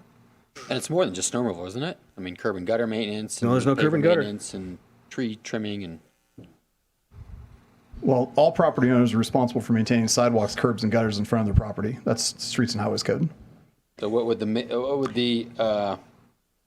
maintenance district be responsible for? So the maintenance districts vary, but most of them do take care of when they're formed, like on the West River Street one that we just did. It does maintain sidewalk, landscaping, streetscape, furniture, things like that. So what happens a lot is the property owners are not aware that they're responsible for maintaining the sidewalks, curbs, and gutters in front of their houses or other properties. And so they're not necessarily equipped to do it. And so the purpose of an assessment district is for the town to take over that responsibility, relieving the property owner of the responsibility with the property owner agreeing to pay for it. But again, if this is a condition that is objectionable and the commission does not want to impose it, we would just carve it out and they can do their own snow removal or sidewalk maintenance or whatever it may be. Or join in the future when the terms are struck, which was what we'd prefer. Okay, so strike 62. Commissioner Freeman? Yep. Commissioner Taylor? Next item. I think that's it. That's it? Okay. Well then, I would entertain a motion. And I'll make a motion. Do you want to review them real quick? Or are you comfortable as you've been reviewing them as Adam's been writing them on the screen? I think we should review them. I think we should just do a quick top to bottom. You want to recap these, Dan? Let's see, we got condition number 69. is right-of-way disclosure, which is in there twice. With waiver for on-site amenities. We get condition 82.2, change the word permitted to submitted. Let me just double check that guy. Number 16, we get rid of the first and fourth bullet point. What do we do with that third bullet point? The number spots. Change minimum required parking bullet 2. Yep, that's correct. Condition number 6, we changed the effective date. Number 56, we talked about the sidewalk size. Number 12, curb and gutter in High Street. 65, the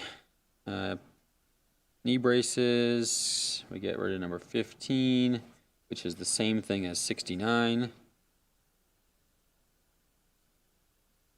And we got the screening on number 19 and number 62, the future maintenance district. So I'll make a motion to approve, let's see, application 2024-0014DP. There we go. Resolution number 2024-12 with recommended amendments approving the following actions. The project exempt from CEQA. Approve the requested land use entitlements, development permit, use permit, zoning clearance, tentative map, historic design review, sign plan, minor use permit, and the list of adjustments that we just made. I will second. Any further discussion? We have a roll call, please. Vice Chair Gove, Abstain? Commissioner Freeman, Yes. Commissioner Taylor. Yes. Okay, the motion passes. Good luck with your project. Thanks, guys. And gal, people, applicants. Appeal period. I'm gonna get in trouble now. Okay, let's move on. Chair Gove, before we move on, Yes. we're going to announce the appeal period. And I also Yes, want thank you. to mention Yeah. that the presentation with all of those notes will post on the town website too, so that if anyone didn't get a good snapshot of them, we'll have it available, but before the end of the week. What's the appeal period date? Okay. Hold on. Friday, September 20th. Friday, September 27th at 5 p.m. is the end of the appeal period. You heard it here, folks. Friday, September 27th at 5 p.m. is the end of the appeal period. And with that, we'll move into item number 8, staff reports. Jenna, you have a staff report for us? Yes, give me just 1 second. So we've already got a full agenda for you next month, Planning Commission. We will have the development code amendments that you saw last month in a more formal package, following direction that you gave us last month and then any that you give us over the next couple weeks. Our staff will be reaching out with sort of a deadline, requesting that you get us comments. That way we can incorporate them into a final package.